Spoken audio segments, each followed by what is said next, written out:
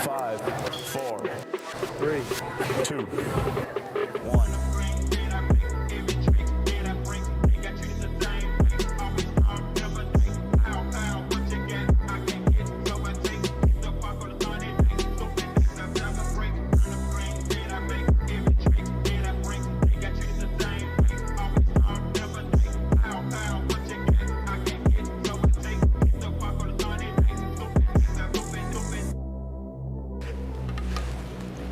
Game on.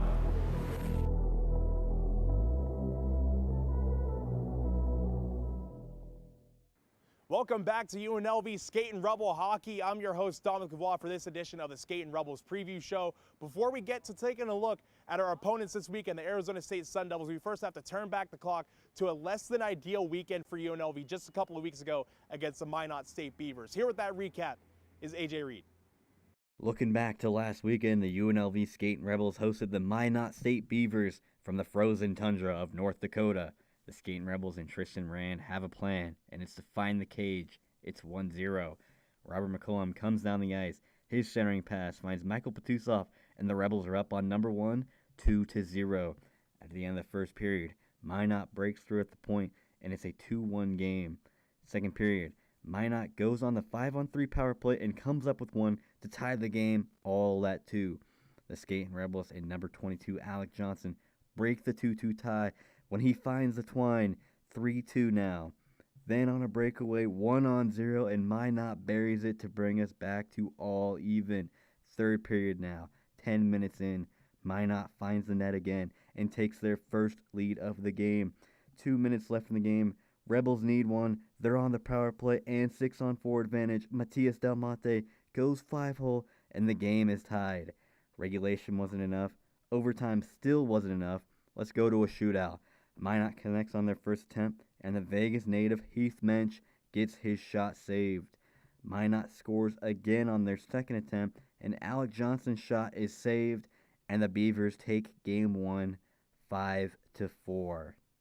Go into game number 2 of this series, and the Beavers came to play, putting up not 1, not 2, not 3, not 4, but 5 goals on the Skatin' Rebels.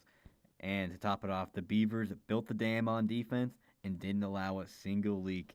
A dominating 5-0 performance. Here's what assistant coach Nick Raboni had to say. I definitely thought it was their Friday night. Tonight, I just think that they wanted it so much more than us. They beat us to every loose puck battle.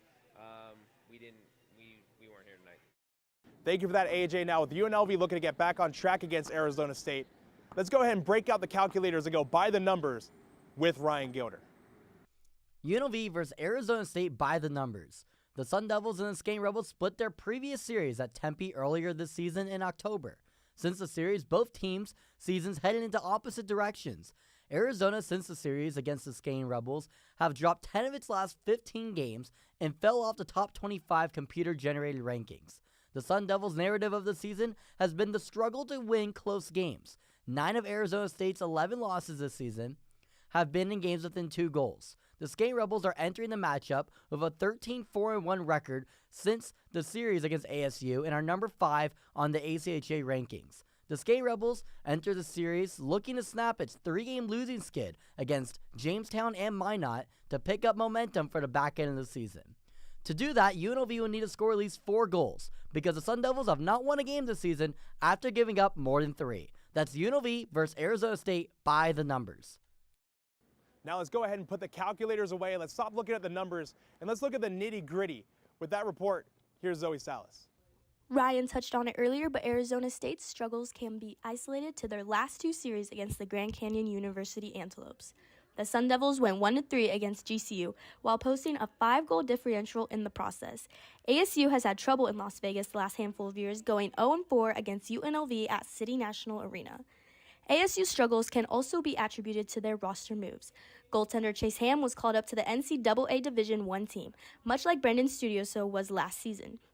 This won't stop ASU from giving UNLV the occasional fits, since the Sun Devils have played UNLV close no matter what the final scoreboard shows.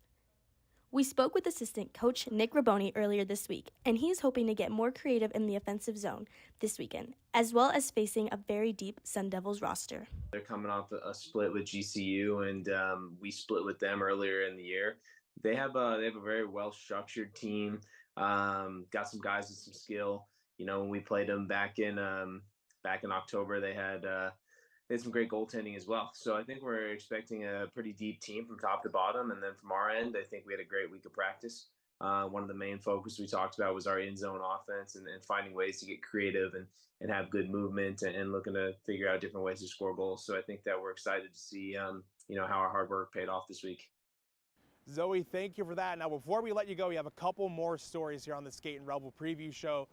First up, our roommates here at City National Arena, the Vegas Golden Knights, welcoming a new member of their roster this week. Meet Maverick, the brand new team puppy that the Vegas Golden Knights are raising. He got introduced to the locker room and the media this Wednesday. Maverick has partnered with America's Vet Dogs, a group dedicated to training service dogs to be partnered with veterans in the future.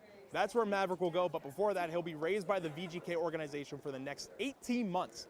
Now, this goes without saying, but the players love the pup, and head coach Bruce Cassidy already has a pretty detailed scouting report on him. Feisty, lots of energy, sharp claws, high ceiling for a likable dog, very high ceiling. He's a big part of this group already, and I'm excited to have him. Do you want to tell everyone who Maverick's favorite player is? I think it's pretty obvious. I don't want to toot my own horn, but I think you can just tell from the way how excited he gets when he sees me. So. Well, my first day, it was the first day of Maverick too, the dog. So, I guess I shared it with him. He's really cute. So, it's gonna be fun to have him around the guys. Now, this last story that we have here tonight is a bit of a fun one. Now, if you follow UNLV hockey, its players, or if you're just interested in working out and you've been scrolling through Instagram this week, this ad may have come across your page. Go ahead and take a look. This is how Fitbod's AI-powered workout plans help me reach my fitness goals. Yeah, that's UNLV forward Jason DeMizio promoting a fitness app. He's drawn comparisons to the NFL's Christian McCaffrey, Blue Mountain State's Thad Castle, and a lot of other celebrities. We spoke to DeMizio earlier today, and he said that he's gotten the Thad Castle comparisons before. He's gotten some trouble from his teammates as well for the way he read the lines in the ad, as well as his future in his acting career. But nonetheless, DeMizio has no issues with raking in some extra dough with that ad. But for now, that is all we have time in this edition of the Skatin' Rebels preview show. Thank you all for tuning in. UNLV and ASU coming right up.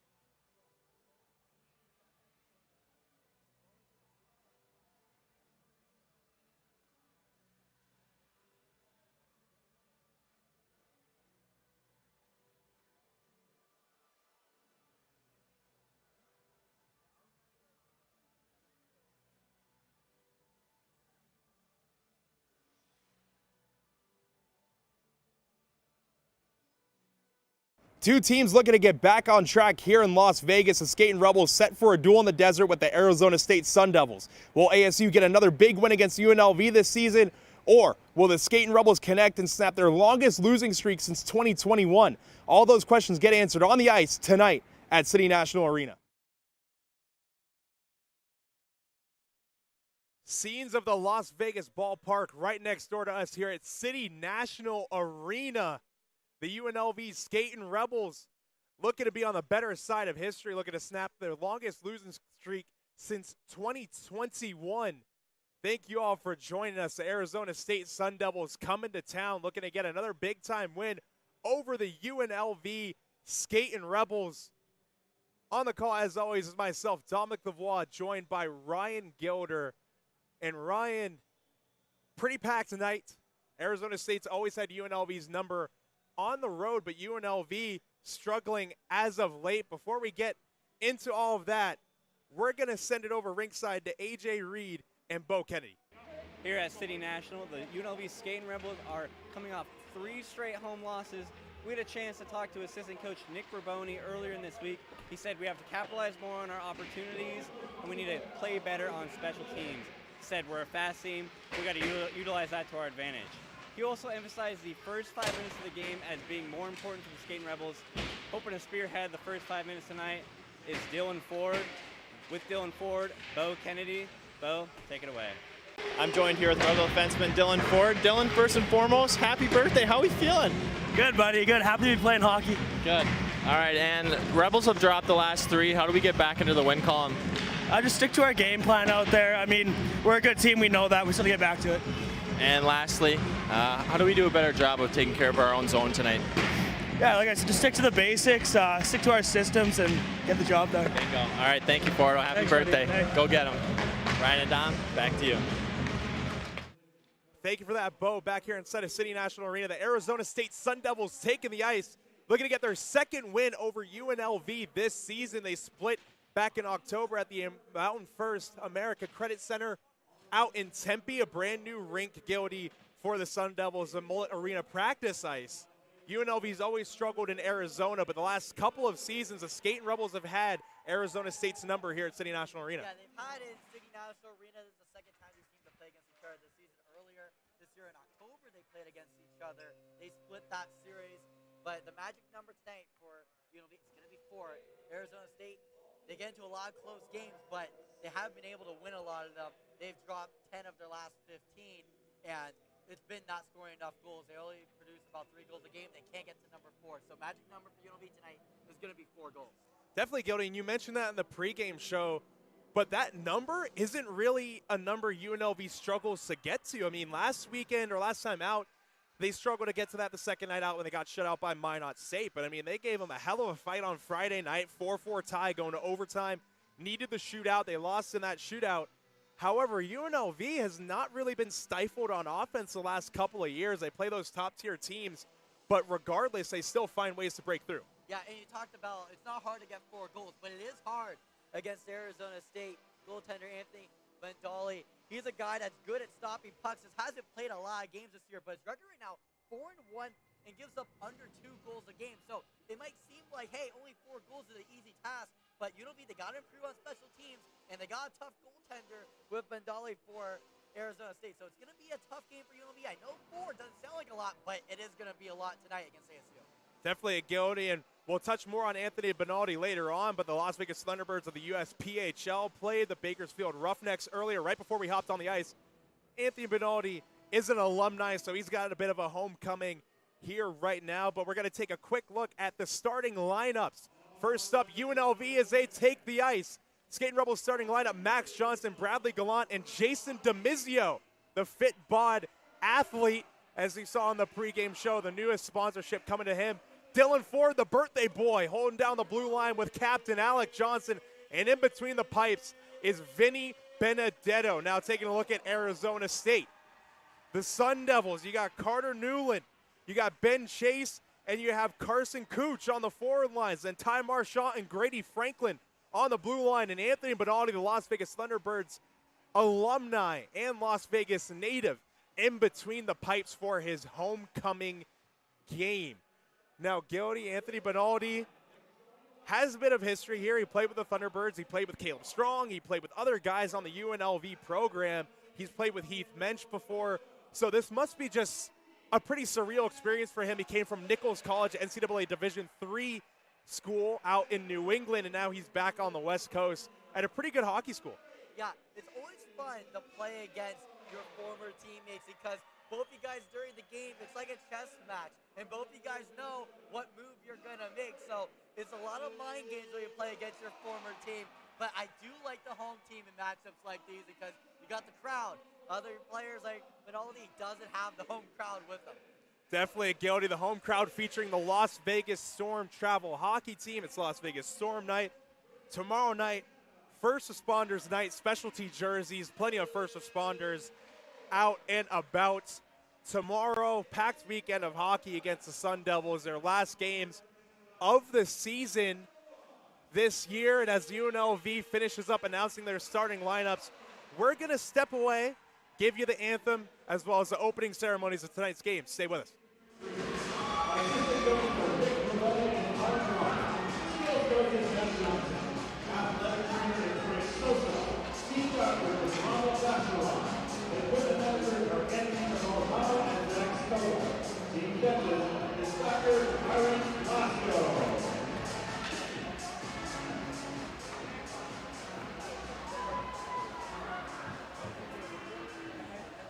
Ladies and gentlemen, if you are able, please stand for our national anthem, presented by Chris Burke Injury Law. Here to perform the Star Spangled Banner, please welcome to the ice, Arlette Lyon.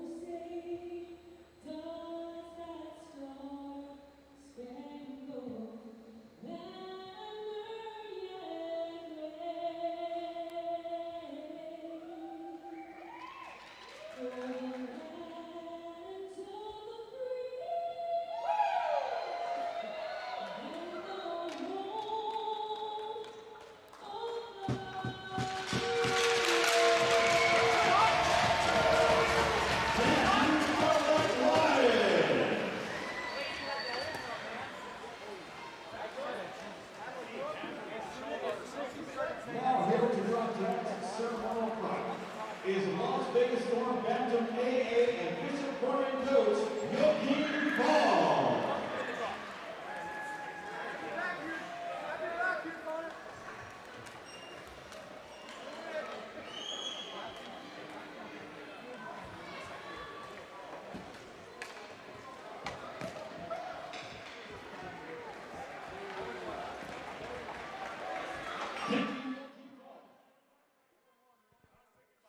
And Gildy, ceremonial puck drop, done.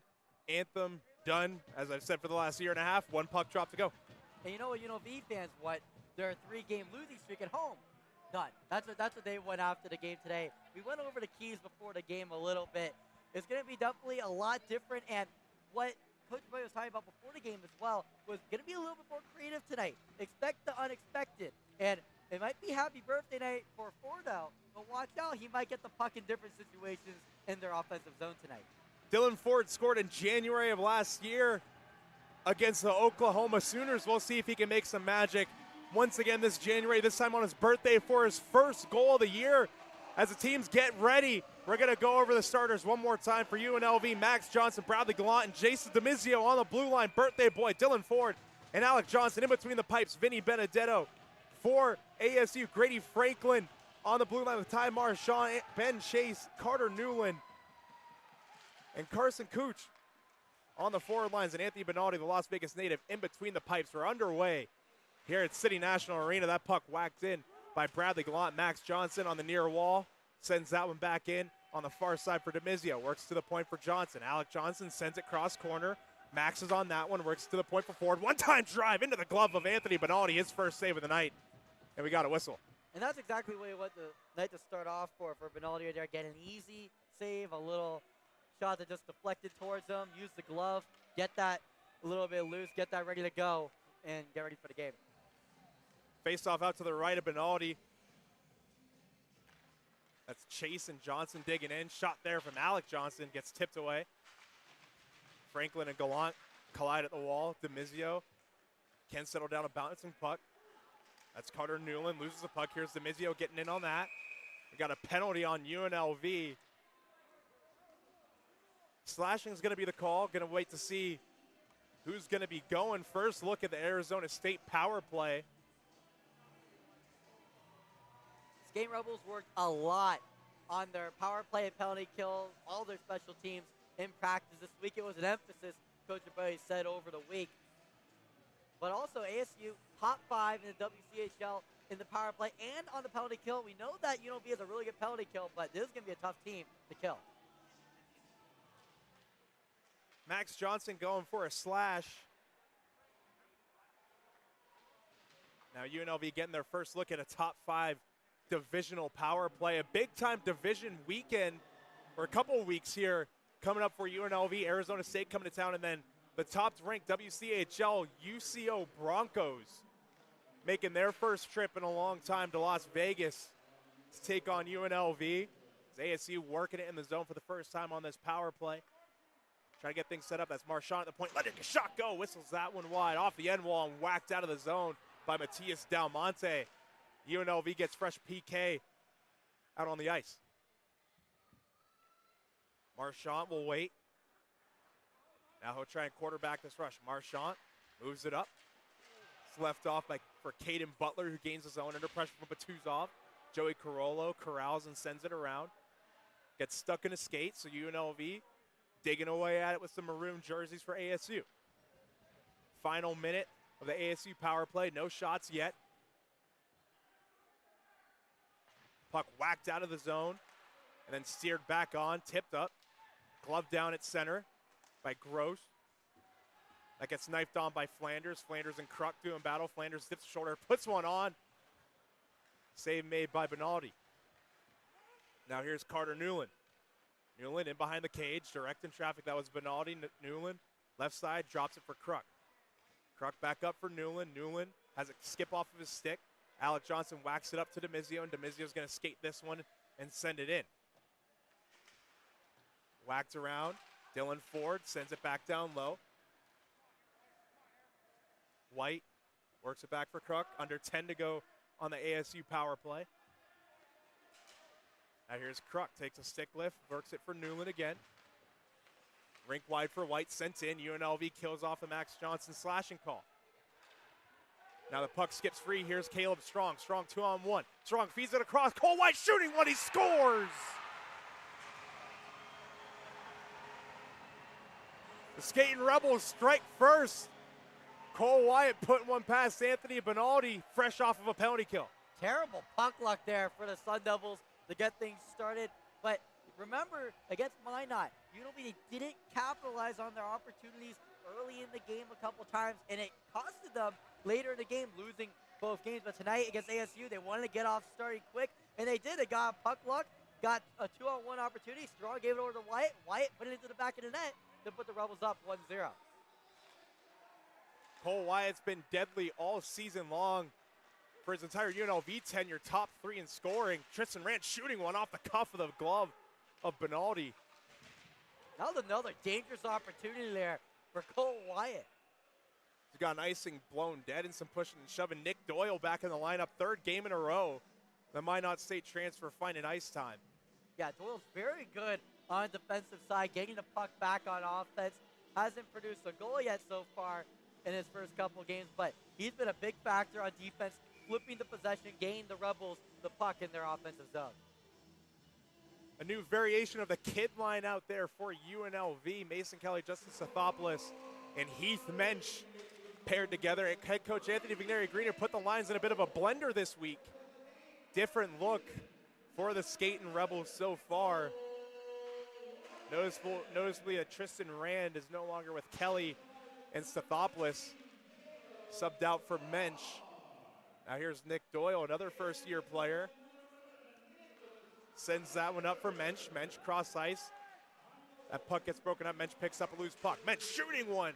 Sticked away into the protective netting by Benaldi. We got another stoppage. Yeah, just a couple switches, you know.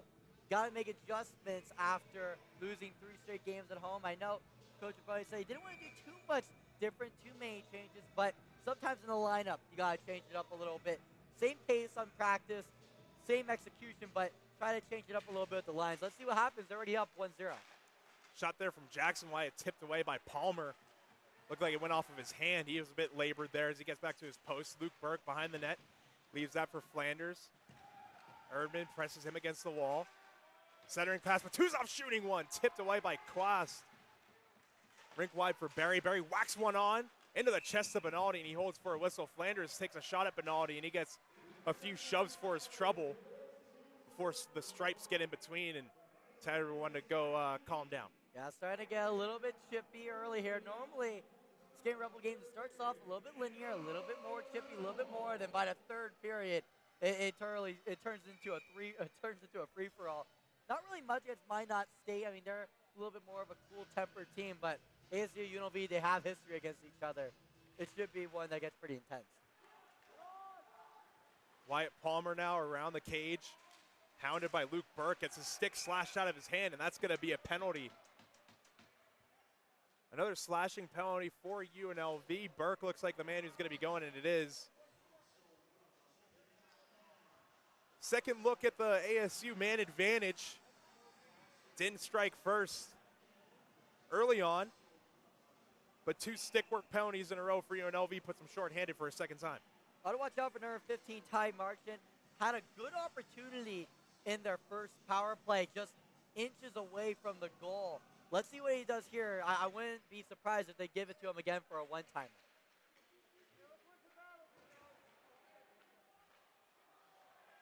Bradley Gallant sends this one high and out. Stopped up by Benaldi for Marchant. He'll look to quarterback this power play once again. Now here's Marchant starting it out. Drops it for Connor Tillman. Swung up ice and sent in by Caden Butler. Marchant, opposite side, feeds it to the slot. Gross feeds one on. Whacked on there, blocked in front. Bradley Gallant dives and whacks at it. He'll get changed up. Good effort from the Minnesota native.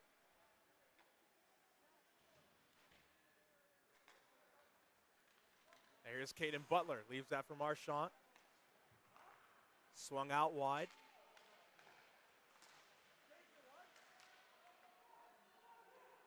Now DeMizio trying to get it out, takes a bump.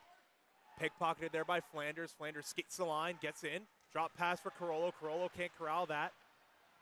Plays that one down. Carollo gets knocked to the ice. Flanders spinning away from pressure. Gets his stick tied up, has it lost in his skates, kicks it away. Knifed on by Benaldi to Marchant.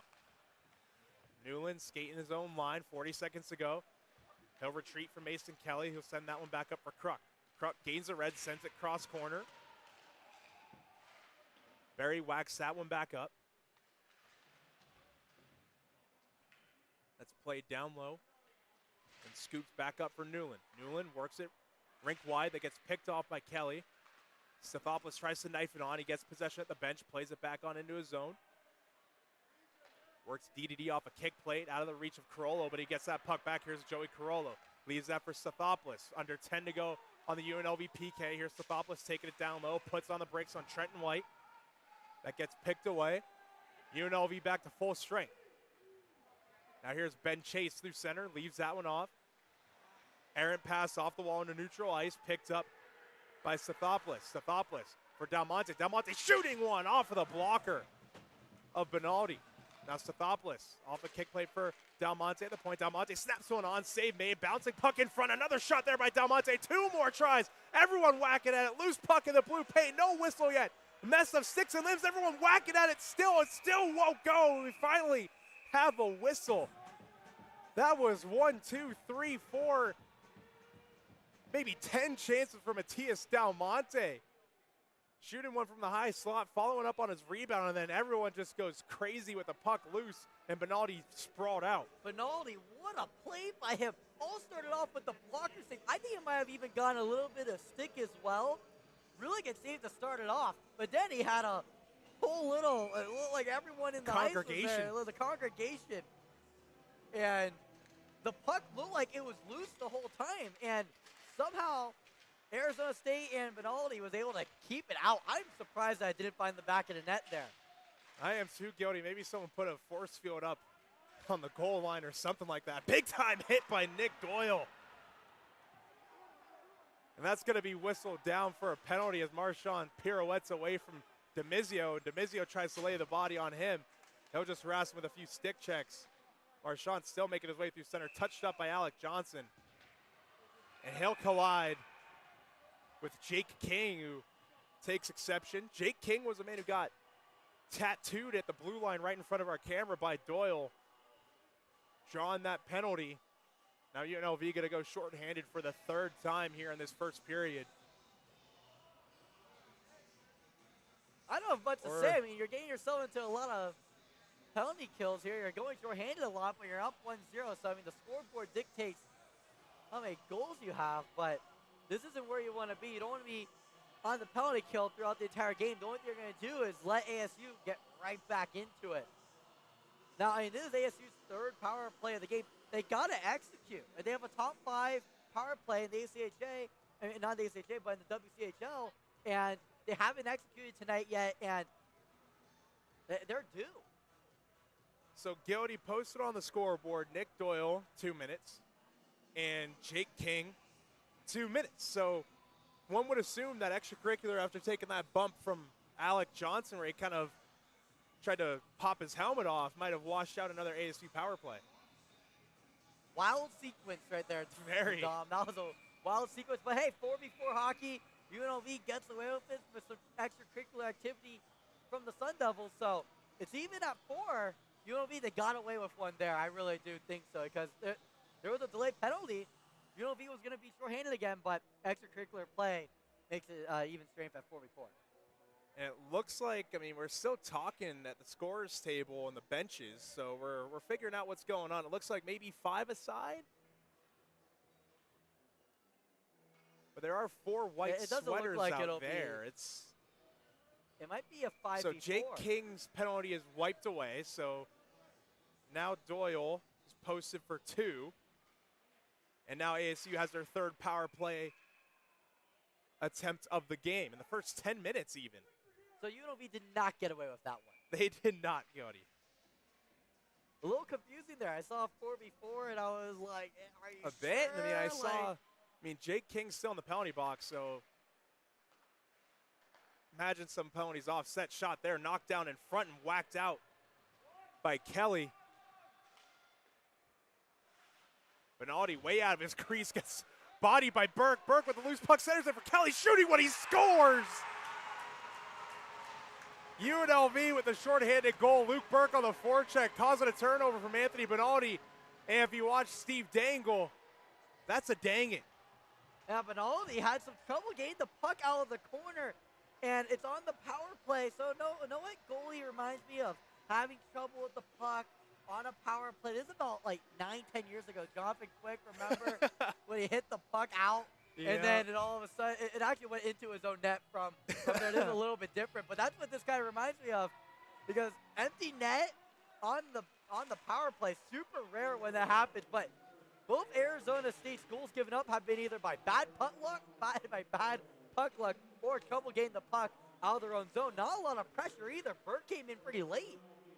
Luke Burke, ferocious on the forecheck, and Steve Dangle's watching this, or if you watch Steve Dangle, he has a saying, if you're a goaltender, tend to the goal to prevent that from happening. So hence that's why it's a dang it. That could make it on Steve's dang it's. We might. Got to contact producer Drew for that one. And the reason why it should is because it wasn't like there was only it wasn't like there was only Burke going down there to get the puck.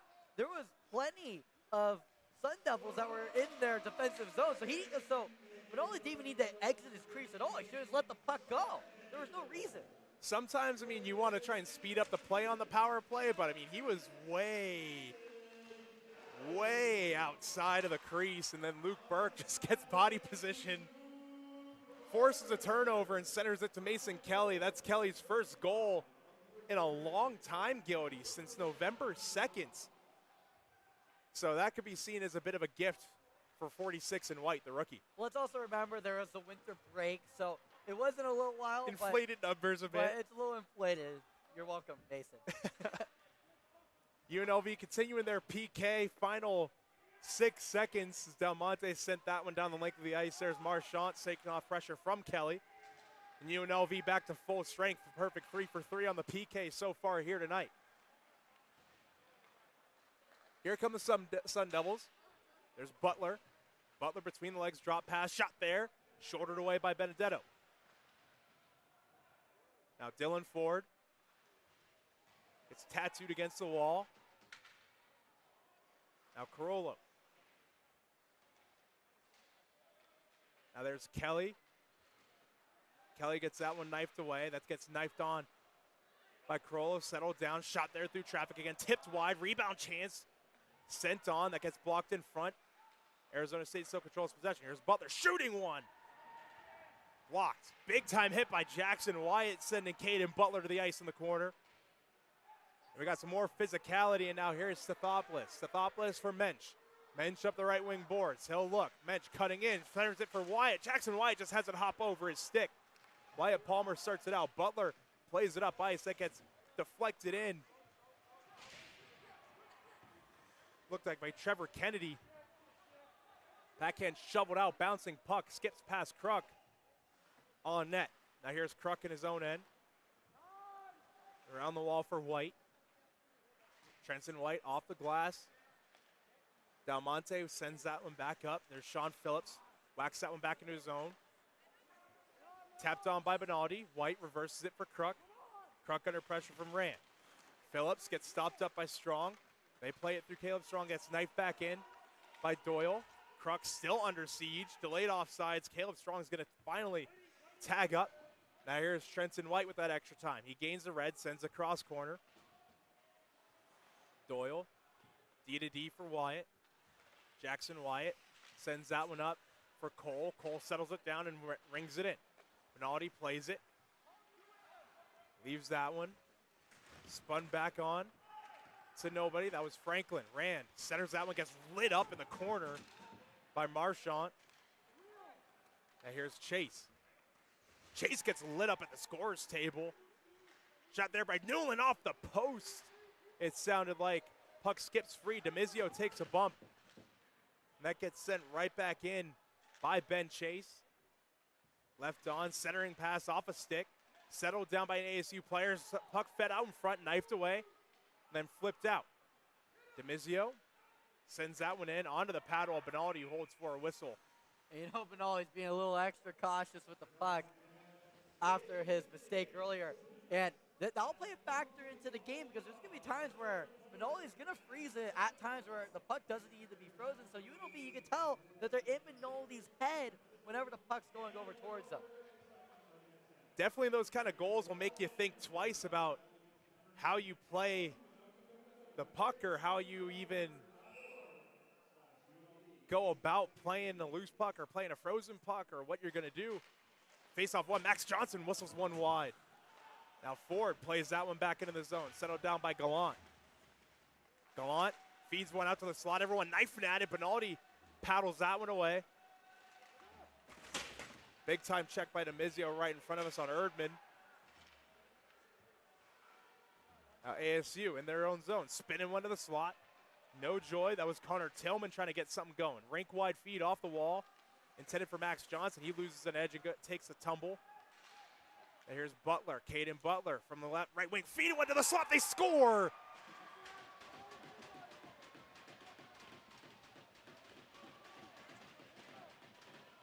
Caden Butler feeding Hunter Friesen, who taps it home on the back door. 2-1 now. Hunter Friesen gets the goal there, but also he has a big YouTube presence. We talked a little bit with cameraman Ronaldo about it. He watched them a lot, DM'd them, said, are you going to be here this weekend? Hunter said yes, and he comes in, scores a goal, knocks it down to 2-1. Quite the story there, Gildy. Good little tender nugget. People are still filing in here, it looks like, Gildy. It's another packed crowd, another standing room only crowd. STR crowd, or SRT, or SRT, SRT, yep. one of the three. Standing room only. Or SRO, actually. SRO. I'm nowhere near it. We were both pretty off. See, I try to get all cool sometimes with the modern trend, the acronyms. No, just say standing room only. We'll brush up on our acronym game here this week. Production meeting tomorrow afternoon. We're going to talk about that in production meeting. That's for sure. Two's off for Flanders. Flanders now takes it below the goal line. Nick Flanders gets stapled to the wall by Marchand, still with possession. Flanders can't sweep that one on net. Kruk settles that puck down. Off the wall for Marchand. Marchand sends it out, gets gloved down by Batuzov. Here's Dalmonte. Dalmonte feeds one of the slot. Batuzov has to hawk over his stick. Pelly with another shot. Save made by Benaldi. That puck down the length of the ice, icing waved off. Jackson Wyatt doing battle on the corner. Dalmonte giving assist. Now here's Kelly up the left wing boards. Mason Kelly to the center for Mensch. Mensch from Stathopoulos. Stathopoulos to Jackson Wyatt. Can't wire that one on. Here's Stathopoulos from below the goal line. His pass gets touched away by King. Now here's King. Gets stapled to the wall by Stathopoulos. Right into the turnbuckle. And that pass errant on net for Benaldi, who just covers up for another whistle. And Jake King slashing the glass right in front of us. A bit frustrated with how that play went. Mason Kelly was wide open there. He touched up, was ready to go. No one near him. If he got the puck, it would have been a breakaway for him. But a lot going on at the moment. Puck got frozen there by Benaldi, but missed opportunity there for the Skating Rebels. Caleb Strong digging in against Ben Chase. Starting line out there for the Sun Devils. There was an errant pass there. Knocked away by Barry. That went off of a teammate. That's whacked back in. Erdman turns it over to Rand. Feeds it to Wyatt. Shooting one. Just misses the net wide. Good chance for Cole Wyatt looking for his second of the night. Cole Wyatt lays the body on Palmer. Erdman up ice. Cooch gets it knifed away. Rand feeds it to Wyatt. Here's Cole Wyatt. He gets canceled out by Wyatt Palmer. Tristan Rand settles that puck down on neutral ice and spins that one back in. Benaldi paddles that one down. Fresh legs coming out for UNLV. Under 5.5 to go. Cole Wyatt still in there. Wyatt dancing through traffic. Shooting one off the outside of the post. And that puck kicks all the way out. And Dylan Ford showing off the birthday legs. Looking as young as ever. Hustles back to get it.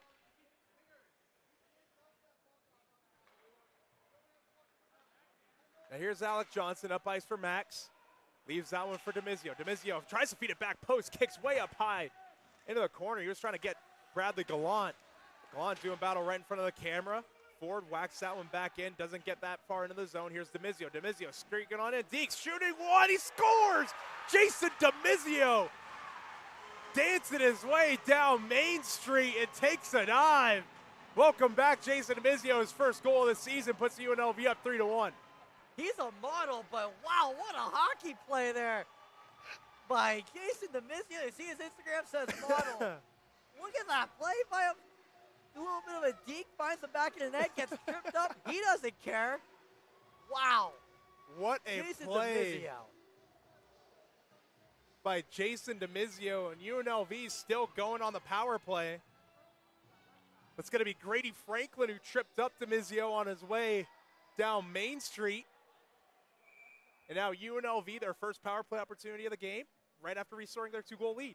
And I've been talking all day about room decorations. What do I need? I need that photo of Demizio after the goal. It's just stretched out. That should be the. You did a Superman pose too. I want that poster on my room, right there. There we go. We're gonna have to talk to some of our photographers out here. Maybe we could get RJ or Kayla to get us a print of that. UNLV on the power play now. Right after going up 3-1, here's Cole White for Jackson, who pumps for Dalmonte. One-time drive, he scores. Matias Dalmonte. Bang, bang play. 2 goals within about a minute. UNLV goes up 4-1 now. Business as per usual for Dalmonte. See, he takes the one-timer, does the little bit of a shrug, and then goes right back to it. But number 44 scores the 4th goal for the Skating Rebels. Angel number. It is an angel number for you. There it is, UNLV converting on the man advantage, 1-for-1, and Anthony Benaldi gets the hook. 4 goals on 13 shots for Anthony Benaldi. And now Eric Garber, we saw him last year, Gildy, in between the pipes now for ASU. Yeah, and this was where Arizona did not want to be. They have trouble scoring more than 3 goals a game. And they're already down by 3 goals, down 4-1. And we got a mix-up behind the play. That's Caden Butler, Matias Dalmonte. Dalmonte dumped Butler after the whistle was over. Butler gets up and gives him a rabbit punch, and Doyle has a nice little hold on Gross, who got his stick caught behind his neck. And Gross also has a nice little handle on Doyle's twig, and Gross is still barking at Nick Doyle. His nickname is Disco Doyle. I don't really take him as much of a fighter as more of a dancer there, Gildy. Oh, no, I'm always down for disco. I mean, I had to do a project for a dance class once, and I had to do choreography, and I did the disco for it. It was the easiest move I could do. There it is. Sometimes it's all you need. Palmer scoops that one around for Erdman. Erdman now up ice for Butler. Butler flips that one in. Now here's Doyle. Doyle waiting over for Flanders on the right wing. Flanders now skating on and shooting one. Gloved down by Garber and whacked away by Palmer. Flanders is on the rebound for Alec Johnson. Here's Johnson skating the line. Johnson plays that one in deep. He'll give chase. Big hit on Erdman. There's Caden Butler again. That hops off of his stick. And now here's Dylan Ford.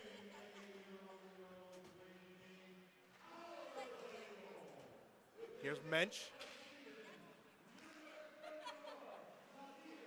That was Kelly who couldn't settle it down. Now here's Connor Tillman. Tillman through center, being harassed by Mensch. Kelly with the pickpocket, tries to get it to Mensch, just out of his reach. There's Marchant in his own zone.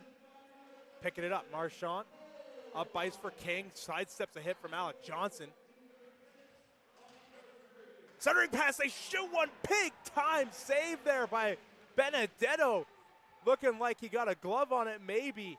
And Alec Johnson with a big hit in the corner to punctuate that play. Tillman, or Franklin, excuse me, shooting one that was tipped wide. And we got a penalty. That was Mason Kelly who got hooked. And UNLV going back on the power play here tonight, looking to go 2 for 2. Matias Dalmonte breaking through on the man advantage. I feel like this is true about a lot of periods here at City National this year. But this is just a weird period, Dom. A period that's been sloppy for both teams. Arizona has had some bad luck getting the puck out of their own zone. Bad puck luck. Got Mr. Fitbot making an amazing play while getting a delayed penalty. Then Dalmonte getting the goal to make it 4-1. Just a weird penalty that's been going all Skating Rebels' way. UNLV working in the zone. Dalmonte broke through last time. He's got the puck again. Dalmonte down low for Gallant. Gallant in-time shooting one, trying to go short side on Garber. Lifted that one skyward, and it looks like it touched the netting according to the linesman.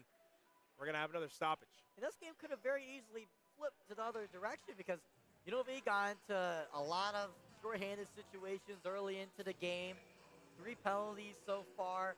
But the big thing is that UNLV are able to kill their opponents, but also take advantage and score and get momentum back in your side when you get the power play. So that's been the difference of the game so far. Momentum swings aplenty here at City National Arena. UNLV still working on the power play. One-time drive by Gallant as he was falling down. Skipped through the blue paint. Del Monte chops it on for Jackson White. Tipped on net. Oh, my goodness. Just cleared away by Marchant. That leaked through Garber. And we play on. Now here's Wyatt. He'll flip that one around. Kruk. Gallant's going to try and get in on that. Kruk gets body position. Gallant can't wrestle it away. Bouncing puck for Strong. Sends it rink wide for Wyatt. Cole Wyatt looking now from the dot. Feeds it down low. Gallant peels out. Saucer pass for Strong. Now Jackson Wyatt for Cole. Cole looking. Back up for Jackson with a drive. Shooting one. Tipped wide. Rand settles it down. Plays it up for Jackson Wyatt again. Now Strong for Jackson. Now to Cole. Cole looking, shooting onto the glove of Garber, and he holds for a whistle. 31 seconds to go on the man advantage for the Skating Rebels. Yeah, Cole White's had a lot of opportunities today. Hit the post once, had one where he almost tipped it in way earlier into the game. Got the goal initially earlier, but you know he's looking for more tonight. We got Alec Johnson taking the face-off as a defenseman. This is... Hey, Coach Bowie said they're going to switch it up tonight. Yeah, this is creative. It is creative. I was talking to you saying defenseman getting the puck at different places, and you said, yeah, I didn't know face-off. And Alec Johnson's parked out front acting as a center. This is interesting, Gildy. We're not really used to seeing him out in front like that, but... That's what you get in ACHA after dark. Here's Heath Mensch down low for Rand. Rand turning one on, rebound chance. Garber finds a fluttering puck. Alec Johnson was there on the doorstep ready to bury it, and he got buried himself into the cage by Ryan Quast. Yeah, Alec Johnson actually did a really good job there creating a lot of traffic. He actually got something into the goal. Not the puck, got himself into the goal. Went head first. He was saying, he said some words about that play after because he knew that he had an opportunity to score a goal as a makeshift center for that one play. Now Johnson's back out as a defenseman. Strong taking the draw. Face-off one. Sent out by Ehrman, but knifed on by Newland. Here's Carter Newland in all alone. Newland shooting one off the blocker. Benedetto, second chance off the side of the cage. ASU back to full strength. Their PK ended with an exclamation mark and a delayed penalty on UNLV now. Touched up by Caleb Strong. And we await the sentence. Weird play how that started. Jigberry initially made a great play keeping the puck in the zone for a quick second. But he lost it. But it was a good play by Barry, but it actually costed them. And then they committed a penalty at the back end of it when Arizona went down with the breakaway. So very bad puck luck there for the Rebels, and it resulted in a penalty on them. Very, very bad puck luck. Jake Berry takes a hook. UNLV back on the penalty kill here tonight. 27 seconds to go in this opening frame. Should be about a minute 33 of carryover power play time if Arizona State doesn't convert here. Final 15. There's Marchant. Gains the red, sends it rink wide, tipped in by Butler. Final 5 in the corner. UNLV comes away with possession, whacked around and out of the zone. And the horn sounds, 20 minutes down, guaranteed 40 to go. What an opening period for the Skating Rebels. What an opening period, a really wacky one. What that looked like the Skating Rebels are playing not disciplined, getting too many penalties. If you didn't look at the actual score on the scoreboard, you're like, oh, UNLV, they're doing good in shots, but a lot of penalties they've given up. But for the Rebels, I mean, they're taking advantage of their opportunities. They're able to score when they get the power play for themselves. They've been killing off all their penalties that they've gotten themselves into so far. And Jason DeMizio's goal, I really feel like that shifted the momentum of this game. It was close. It was a one-goal game. But DeMizio drawing the penalty, scoring the goal, and then Del Monte following it by a goal himself really put this game away to make it 4-1. An explosion of offense in stark contrast to Saturday, January 6th, where UNLV got shut out. They got 40 more minutes to see if they can add some more on this thing. Stay with us. We'll be right back after a short break.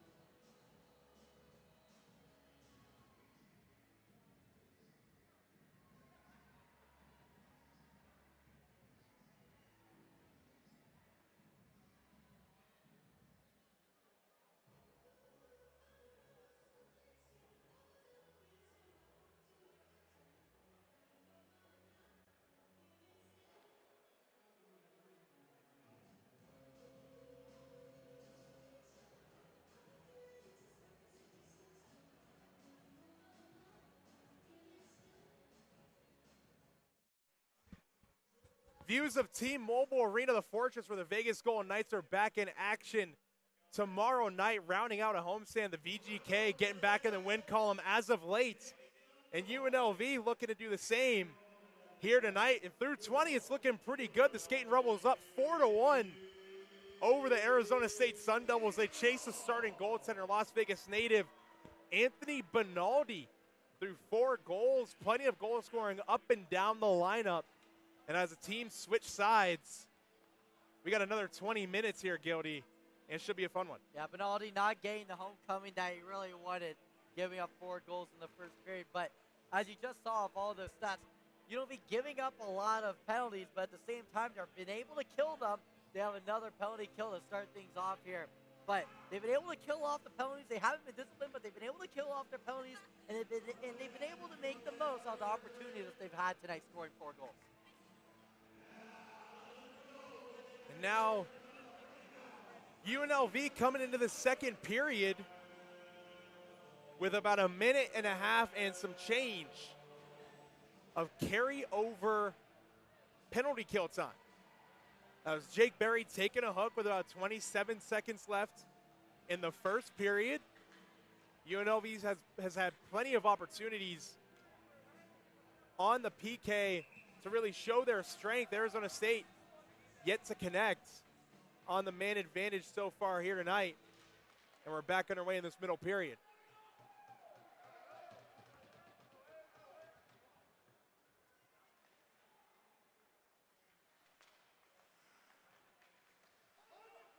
Puck floated in all the way up into the netting. It's held for a whistle, or stops for a whistle, excuse me. No, you expect it when you dump it in. You don't expect it to go up here, the end wall, the glass, bounce down. You didn't expect it to almost hit a window up there. Maybe it just came up on edge. I mean, sometimes the puck hops up on its edge, and it's a lot easier to flip the puck up on your blade and get it up in the air. Take it from me and a guy who doesn't have that good of hands. And Nick Doyle and Wyatt Palmer exchanging some pleasantries. And the official coming in, giving him a warning. And Doyle still barking at Palmer. What's and he's a warning in the ACHA? just kind of like being like, hey, stop that. If you keep doing that, I'm taking both of you. It's a typical universal warning in hockey. If 2 guys are goofing off, the official comes over and is like, hey, if you guys don't stop, I'm going to take both of you, and you guys are both going to hurt your team.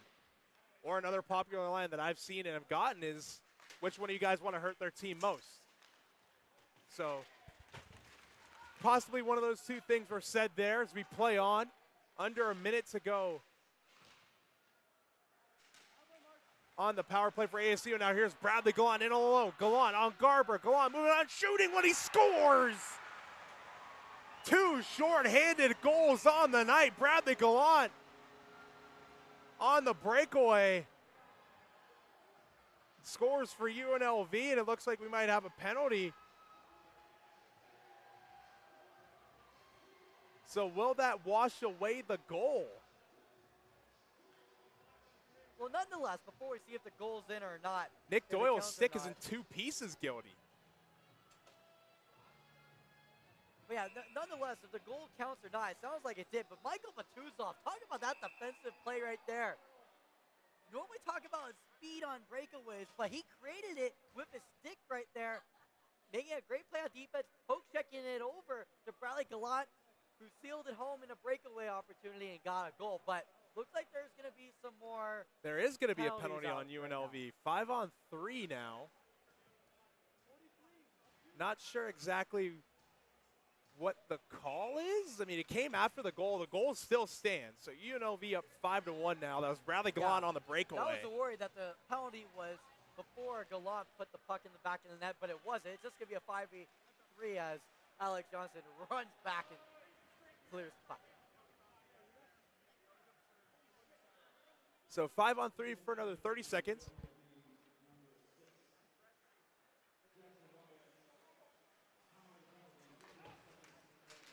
Puck floats in. Sounds like a bench minor being served by Jackson Wyatt for UNLV as the Sun Devils work the zone. Final 10 on the 5-on-3. White fans on that pass, and the puck skips free in a neutral ice. Turns it over to Mason Kelly. Kelly turns on back, plays it through, and turns it over to Chase. Chase centering one over for Newland, shooting one off the pad. Rebound Chase cleared away by Dylan Ford. Good stick in the blue paint, shooting one again, sticked away now by Benedetto. 5-on-4 now for about a minute. White shooting one, blocked by Ford in traffic. Happy birthday to him. Shot there again, whistled over the net. Settled down by White, who spins it back in. Puck tipped up. Now Chase digging for it, sends it up for White. White moving on in from the dot, shooting one into the chest of Benedetto, who holds for a whistle. And then behind the play, White and Flanders go fishbowl to fishbowl. They'll bark as White goes off, and he takes a few extra shoves from Ford and company as he's still trying to bark. 45 seconds to go on the bench minor for UNLV. ASU trying to break through on the power play. Being down 3 goals, our largest deficit of the night. As that puck floats on net thanks to Joey Carollo's clearance.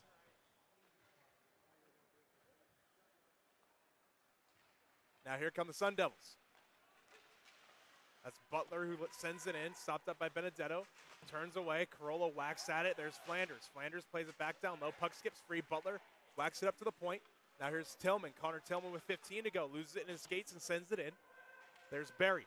Jake Berry lifts that one out of the zone. Final 10. Play's not really in the stop book, but Carollo, good job getting the puck out, helping out being Benedetto there when he had trouble getting the puck out of the defensive zone. Not a repeat of Benaldi's turnover earlier tonight. Exactly. I mean, it's team defense. It's getting the puck up together. UNLV back to full strength. Here's Strong through neutral ice. Gains the zone. Pulls up. Tries to work it rink wide. That's tipped away by a Sun Devil stick. Doyle keeps it and sends it right back into the zone. Centering pass settled down by Dalmonte at the line. He gets that one poked away. Doyle settles it down again, sends it back in. There's Strong. Rink wide feed for Wyatt. He whiffs on that one tee. Now Doyle sends one on, tipped in front.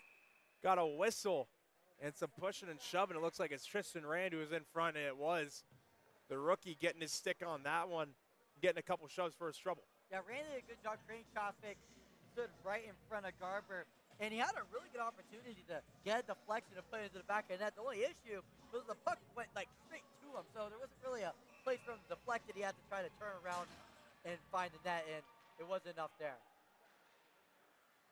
Dylan Ford keeps his own, jams it on the wall for Gallant. Gallant moving on in, Deacon outside, shooting one over the shoulder of Garber.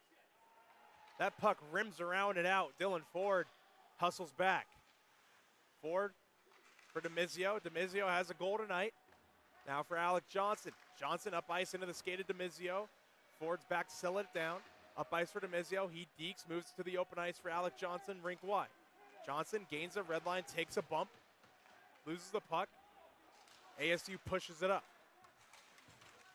Right in front of our camera, Gallant going to work, knifes it out of the zone. Puck bounces up. Can't be slowed down by Max Johnson. Kruk sends it rink wide. Now here's Friesen, the lone goal scorer for ASU. Hunter Friesen floats one on net. Benedetto finds it and holds for a whistle, and you see Ford taking a tumble. Yeah, this ASU team, too many opportunities that they've had to only have one goal. They had a 5-on-3. Didn't get enough opportunities in that possession. And now it's back to even strength. And now they got to climb back. They got to score 4 goals. They're down by 4 against UNLV, and they got to do it right now in even strength. Barry in his own end. Tries to play it up for Mensch. He does. Mensch dances around traffic. Feeds it for Wyatt. Jackson Wyatt. Rink wide. Can't feed it to Barry. Kelly's back to settle it down. Here's Mason Kelly for Stathopoulos. Stathopoulos looking. Up ice for Mensch. Mensch back to center for Kelly. Offsides.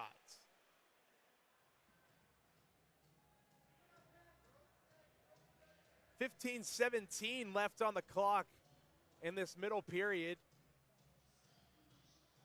UNLV and ASU kind of playing a bit even outside the goal. I mean, ASU kind of looks like they've tightened things up on the ship. Yeah, they definitely tightened things up a little bit. It's almost like it couldn't really get worse in the first period. You can't give up, well, teams do, but you don't want to give up score goals in every period. So they tightened up a little bit, but they got to do a little bit more. They got to get some momentum. They got to get a power play, and they got to score on it. They need to take advantage of their opportunities like the Skating Rebels did. That was almost one right there. A weird bounce, and the puck stuck in the back of the net.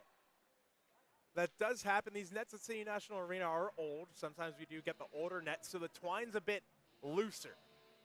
Just kind of like a brand new pair of leather shoes or anything of that matter. Some new skates, some new spike skilty, if you will. They're a bit tighter and less malleable, but as time goes on, it gets a bit looser and a lot easier to kind of work into, and then they have a lot more give now that you saw there.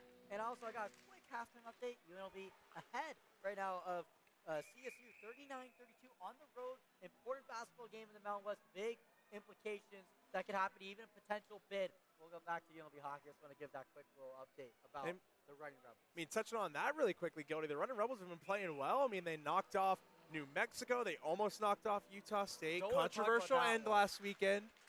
Then they knock off Boise State, a team that's really had the Running Rebels number as of late in Mountain West basketball play on the road. Yeah, UNLV, they play good against Colorado State on the road in basketball. And if you want to read about it, just pick up the newspaper on Monday. I'll definitely have it on. Or visit the Scarlet and Gray website, Gildy. Yes, and also there will be coverage of the Skating Rebels as well.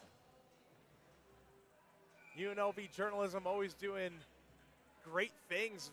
Speaking with people outside of the school even, Gildy, when we went to the Guaranteed Rate Bowl in December, they're saying that this school is really starting to turn into a powerhouse for journalism. It's funny that we're playing against Arizona State. They're known for their journalism school, the Walter Cronkite School of Broadcasting, a very good program out there in Tempe as that puck lands on Benedetto, but UNLV is getting to be right there with them. I can say this publicly. I was accepted to ASU and Oh, it must be nice. UNLV. That was my dream school.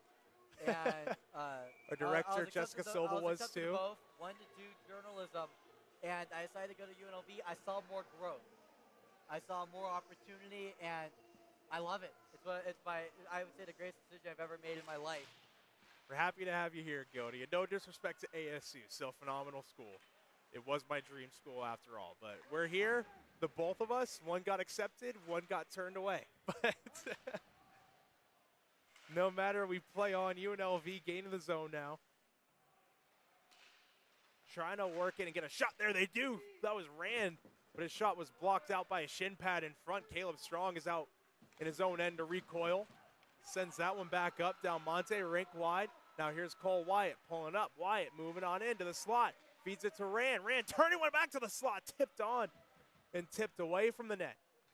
Now Doyle sends that one right back to the slot. That gets tipped up, and Garber flashing the leather on a fluttering puck right at the goal mouth. Yeah, Garber, what he's doing, he's taking control a little bit. Well, he's given up one goal, but he's done pretty good protecting the net. It's really tough going into a game when you're down 4-1. The team's pretty much defeated, and you're going in super energized, ready to go. You're not really matching the team's vibe, I would say. But Garber's doing a good job taking control, calming down the storm a little bit against the Skating Rebels. UNLV off the face-off win, controlling possession. Here's Galan. He has a goal. Last one he had. Shot there, blocked out in front. Now Johnson with a shot there to the high glass. That was Alec Johnson. Another shot there by Max. Skips to the goal mouth. Alec Johnson with a hit there. Carter Newland sends that one off the wall. Dylan Ford presses Newland against the board. That was Hunter Friesen. Shot there off the pillow of Benedetto. Here's Gallant. Lifts that one over the heads of everyone on the ice. Kruk settles that one down in his own end. Fresh legs coming on for UNLV. The new variation of the kid line. Stathopoulos, Kelly, and Mensch. Defensive pairing out there is Carollo and Jackson Wyatt. Here come the Sun Devils. That's sent into the zone and frozen by Benedetto. A little awkward there how Benedetto got it, as we got a little bit of Rebel chants coming in from the UNLV faithful. Really Showing loud, their got might. The drums going on, and when you have a drum in a hockey rink, it gets It echoes. so much louder. Yeah. Reverbs. And that's one thing, when I went to an NCAA hockey game. I went to Notre Dame before I Oh, went to their unreal football experience. game. It's an unreal experience, and it's so loud. The band's in there. They play just like it's a football game, but it's a hockey game. It's really loud in there. It's a once-in-a-lifetime experience. Definitely recommend going to a college hockey game with a band in there. A lot of those teams out in the Midwest, the Sothopolis floats that one on. A lot of those Midwest hockey teams have that band feature, and a lot of the Hockey East schools, a lot of the New England schools really, because New England, excuse me, really kind of runs college hockey. That's a bit biased. My family's from New England, but I mean, you look at all those quality schools out there. That's something that I really want to do, Gildy, and I envy you for being able to do that. But even then, like, you were putting in work. You were covering 2 big-time UNLV football games. You were there at Notre Dame for when UNLV played the Fighting Irish, and another shot there from Mensch misses the net, and you were there this year when they played the eventual national champion Michigan Wolverines. Yeah, and thank you so much for the high praise, Dom. But, you know, it's about college. Put your head down, get work done. I would say that you've done that very well here. I like to say I've done an okay job doing that here. But I think, well, especially for tonight, got to give a little bit of credit to the Skating Rebels. They're kind of put into their heels were on the wall right there. They were stuck in the corner of the ring. They lost 3 straight home games, but now look at them tonight, 5-1 against ASU, and they're not an easy team to play against. ASU giving UNLV fits as of late. Shot there off the rush into the glove of Benedetto, but it handcuffed him a bit. And we got Doyle and Erdman coming together, and fists and sticks come up. Sothopolis ends up on the ice, and the temperature rising here tonight. Erdman grabbing Doyle's mask, and they're still going at it. Sothopolis throwing punches at somebody. Doyle gets taken down, and they're still going. But that was Heath Mensch getting taken down, excuse me. Doyle's in there somewhere. There he is. We found him there, right in the middle of everything. And Erdman's still pushing on Doyle's fishbowl. And Mensch still jousting. He finally gets broken up. He was jousting with Ryan Quast. And Doyle showing the official, like, hey, so he was grabbing my mask. And Sothopolis' cage looks a little undone. There's an ASU player without a glove. So we're going to wait for the dirty laundry to be sorted out. Erdman goes to the bench, and he just sets his stick down, and he'll step over the pine in the penalty box.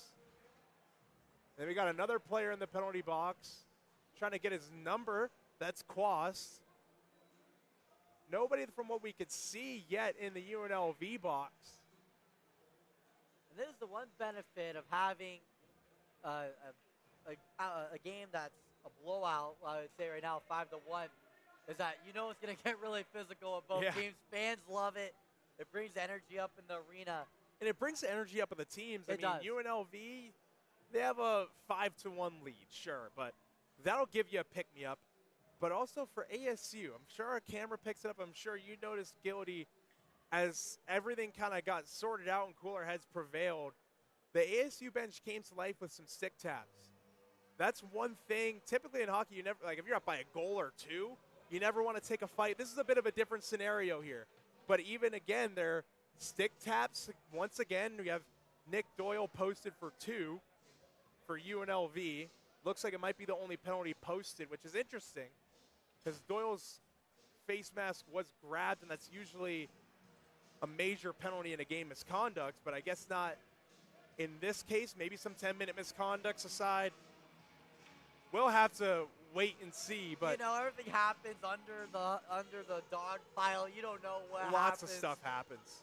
Like, you showed a referee mask was pulled, and the referee tells you, you're pulling on it right now. That's why it became undone. Like you definitely undid your own screws there, for sure. Yeah, even though it's unlikely, you know, you don't know what happens under the dog pile. So, looks like it's going to be a 5v4 here with a man advantage for Arizona State.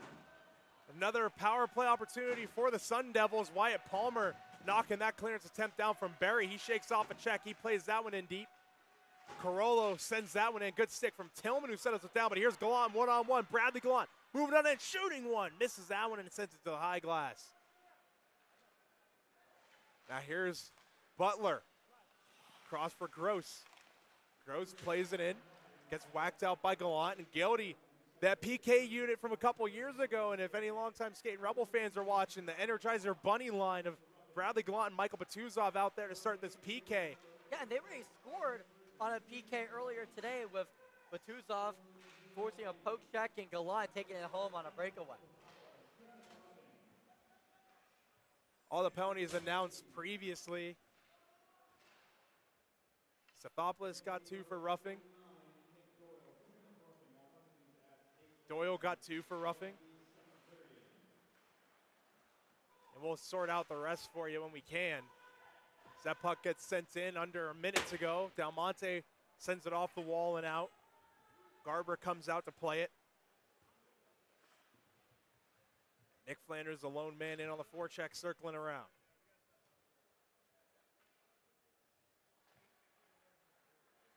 Now here comes the Sun Devils, final 30 on their power play. That puck flips in. Kennedy gets unloaded by Dylan Ford. And that puck gets sent cross corner.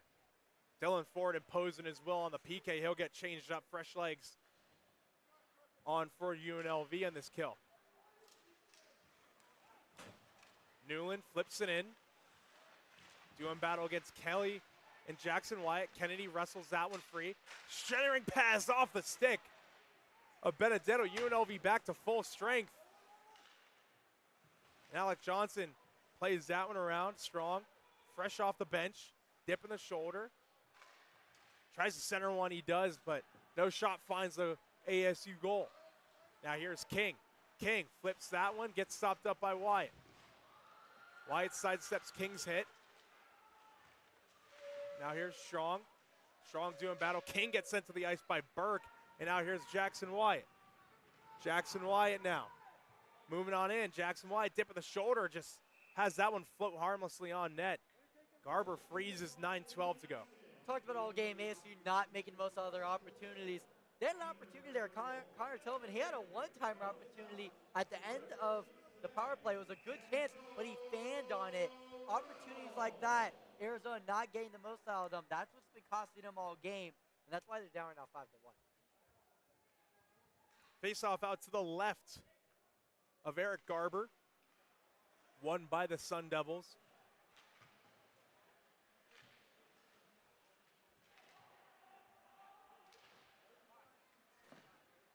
Now here comes ASU. Flipped into the zone, off for the stick. A Berry shot there and tight. Benedetto with the save. That was Ducharme. And he and Berry do battle. Ducharme with a slash. Berry just immediately put him in a headlock. And Joey Carollo with his arm around Murphy's shoulder. Looking all buddy-buddy. A good positioning there by Vinny Benedetto to make the save. Got out of the crease a little bit. Trying to cut down the angle. Yes, to sharpen the angle. And just to sharpen the angle there, and it worked, and freezes the puck with just under 9 minutes remaining in the second. No penalties aside in that scrum. Flanders and Friesen dig into the dot. Tied up, Ducharme and Carollo jousting a bit there. Ducharme in on the forecheck. Now here's Burke, leaves that for Flanders. Flanders gets bumped hard at the bench and turns the puck over. Puck sent back in. Friesen centers that one, gets stapled to the wall by Carollo. Here's Batuzov. Batuzov, under 8.5 to go. That puck tips off the blade of Flanders. No icing. Jammed right back up the wall. And into neutral ice, there's Berry. Berry now crossing over, gains the red. Sends it cross corner. Some fresh legs coming on for UNLV. There's Doyle. Now Berry swings it up ice. And down for an icing. 8:02 left. Well, so let's give him a shot. We like to see our UNLV hockey alumni coming in and doing things in the real world. Let's talk about Corinne Stefanos. Comes in now a professional broadcaster for Wichita Thunder. In the tonight. ECHL, the coast. An absolute jungle. Congratulations to you, Corin. Always great to see you doing good. Max Johnson trying to center one And he did stop by our broadcast over the winter against Minot State. Good to see him doing well out at Wichita State. Got a shot there, but a whistle beforehand, delayed penalty. Yeah, I saw Corwin in one of the earlier games during the winter break, and I was like, Corwin, I thought you were in Kansas. He's like, no, I'm here for a couple weeks. I wanted to say hi to you guys. And that was awesome seeing Corwin. I love the work that he's doing right now. And Max Johnson gets nailed for a trip. And ASU back to the power play. And if you're the Sun Devils, you really have to make UNLV pay at this point. I mean, they've been taking a lot of penalties. So just make them pay, and maybe they'll smarten up a little bit, stop taking as many liberties. But until then, UNLV up 5-1. And with no success on the power play, you can essentially do what you want.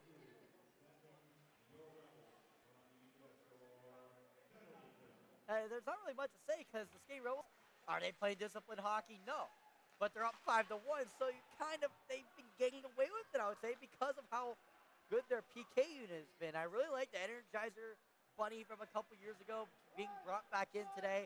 Like Coach Boy said, it's creative, and both of them have been doing a really good job, got a couple of opportunities, and they've been scoring more goals on the PK than giving up. And that's something to do, and that's really good, especially with the amount of penalty kills that they've had today. ASU keeping the zone. Gross's pass intended for Tillman. Skips out of the zone. Tillman works it to Marchand. Marchand whacks it back up. Can't settle it down for Butler.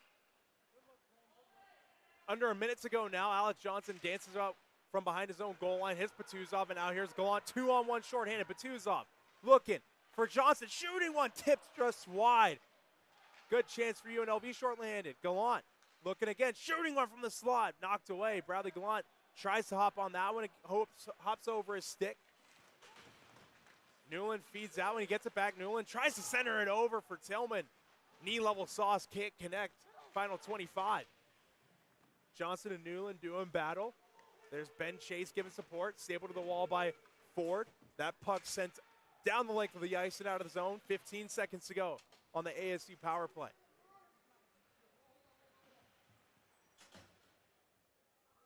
Now final 5, the man advantage for the Sun Devils. Still in their own zone. Trying to get it broken out. UNLV back to full strength. Now Chase. Rink-wide feed is errant. Settled down by Carollo. Now Joey Carollo up ice. Off the blade of Tristan Rand. Now here comes Rand. Rand moving on in. Rings that one around the wall. Strong. Rink-wide feed for Barry. Barry shooting one from the point. Tipped away. Shot there again by Rand. Save made by Garber, and he holds for a whistle. And Rand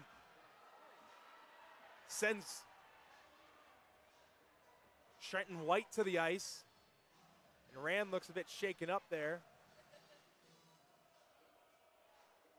No penalties aside, but the physicality's still picking up here, Gody. Yeah, physicality's picked up. A last couple of possessions, last couple of minutes, not too much energy, I would say, but after that, the hit from Rand after the whistle, maybe when the whistle was blown, that created a little bit of buzz after the play was over. UNLV out shooting ASU by double. Quite the margin. And especially since the weekend where they were outshot against Minot, they had to. Nearly triple. Yeah. Carollo with a drive tipped away. Mizio shakes off a check. Mizio working it down low. Up ice, rink-wide feed. There's Carollo. Carollo shooting one through traffic, blocked in front. Couple of bodies taking a spill. Now here's Carollo stepping in, shooting one. Save made, loose puck. Everyone diving for it. Demizio couldn't get there. Barry whacks one, blocked in front. Now Johnson touches it on. Demizio, Deacon, Johnson shooting one over the net. Delayed penalty on the Sun Devils. Touched up. And we got some more pushing and shoving. Carollo jousting in behind with Ducharme. They'll get broken up very fast. But Mark Ducharme has had a very short temper here as of late. I like what Joey Carollo did on that power play. Held onto the puck, Didn't really see the shot that he wanted, shot it low and away, got it off the blocker, almost created a scoring opportunity for the Skate Rebels. Speaking of scoring opportunities, UNLV has one right now. Going back to the power play, they've connected once already. That was Matias Dalmonte earlier tonight.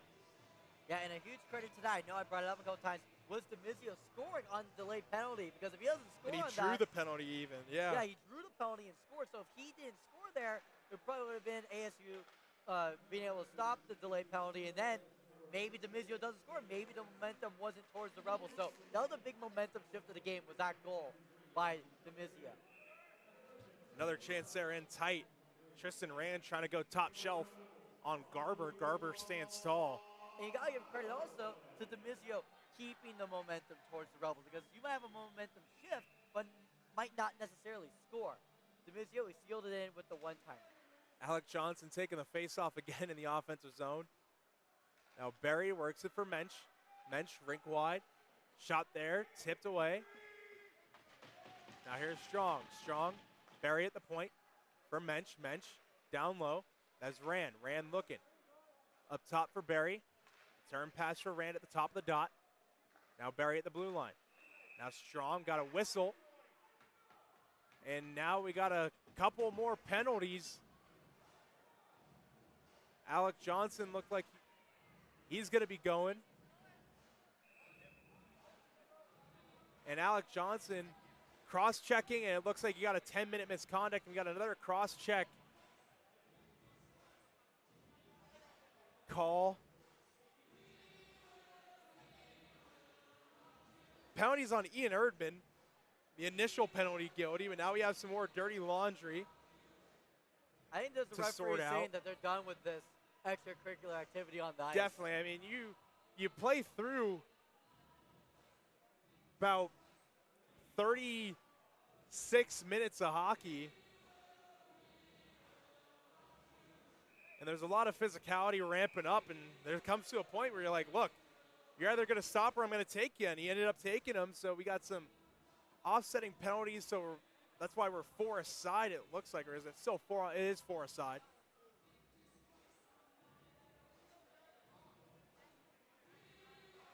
And we talked about earlier how what is a warning in the ACHA. We just saw what that was. So we're back underway. More dirty laundry. The period stats graphic at the top of the third period we're going to provide you is going to have quite the number on it when we come back from intermission. There's Max Johnson in tight, shooting one, not another chance. 2 big saves from Garber. There's Cole Wyatt. Wyatt looking up top for Jackson. Jackson rink wide for Dalmonte. Dalmonte leaves that for Jackson Wyatt. Down low, Gallant. Now Dalmonte. Now Cole Wyatt. Cole, rink wide feed, tipped away by the stick of Ben Chase. Dalmonte recovers in neutral ice and okay in the zone. Plays it off the wall. Dalmonte is going to give chase. Now shot there from Johnson, he scores! Max Johnson on the power play. Low to high play. UNLV leads 6-1. Narrative of the game tonight, UNLV's been taking advantage of their opportunities. Arizona State has not. Max Johnson, one-timer on the power play, made sure that the Sun Devils paid for their mistake. Now UNLV connects on the man advantage once again here tonight, something Arizona State has failed to do. And also something that head coach Austin Klein is going to want to talk about in this upcoming break.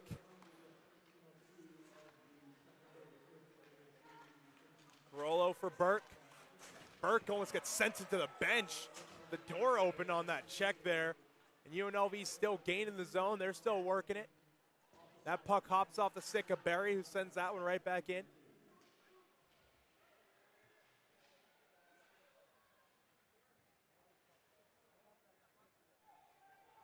Working down low.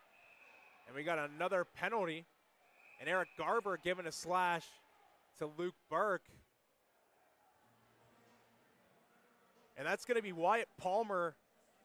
It looks like he's going to be going. It's going to be a cross check. He sent Joey Carollo to the ice.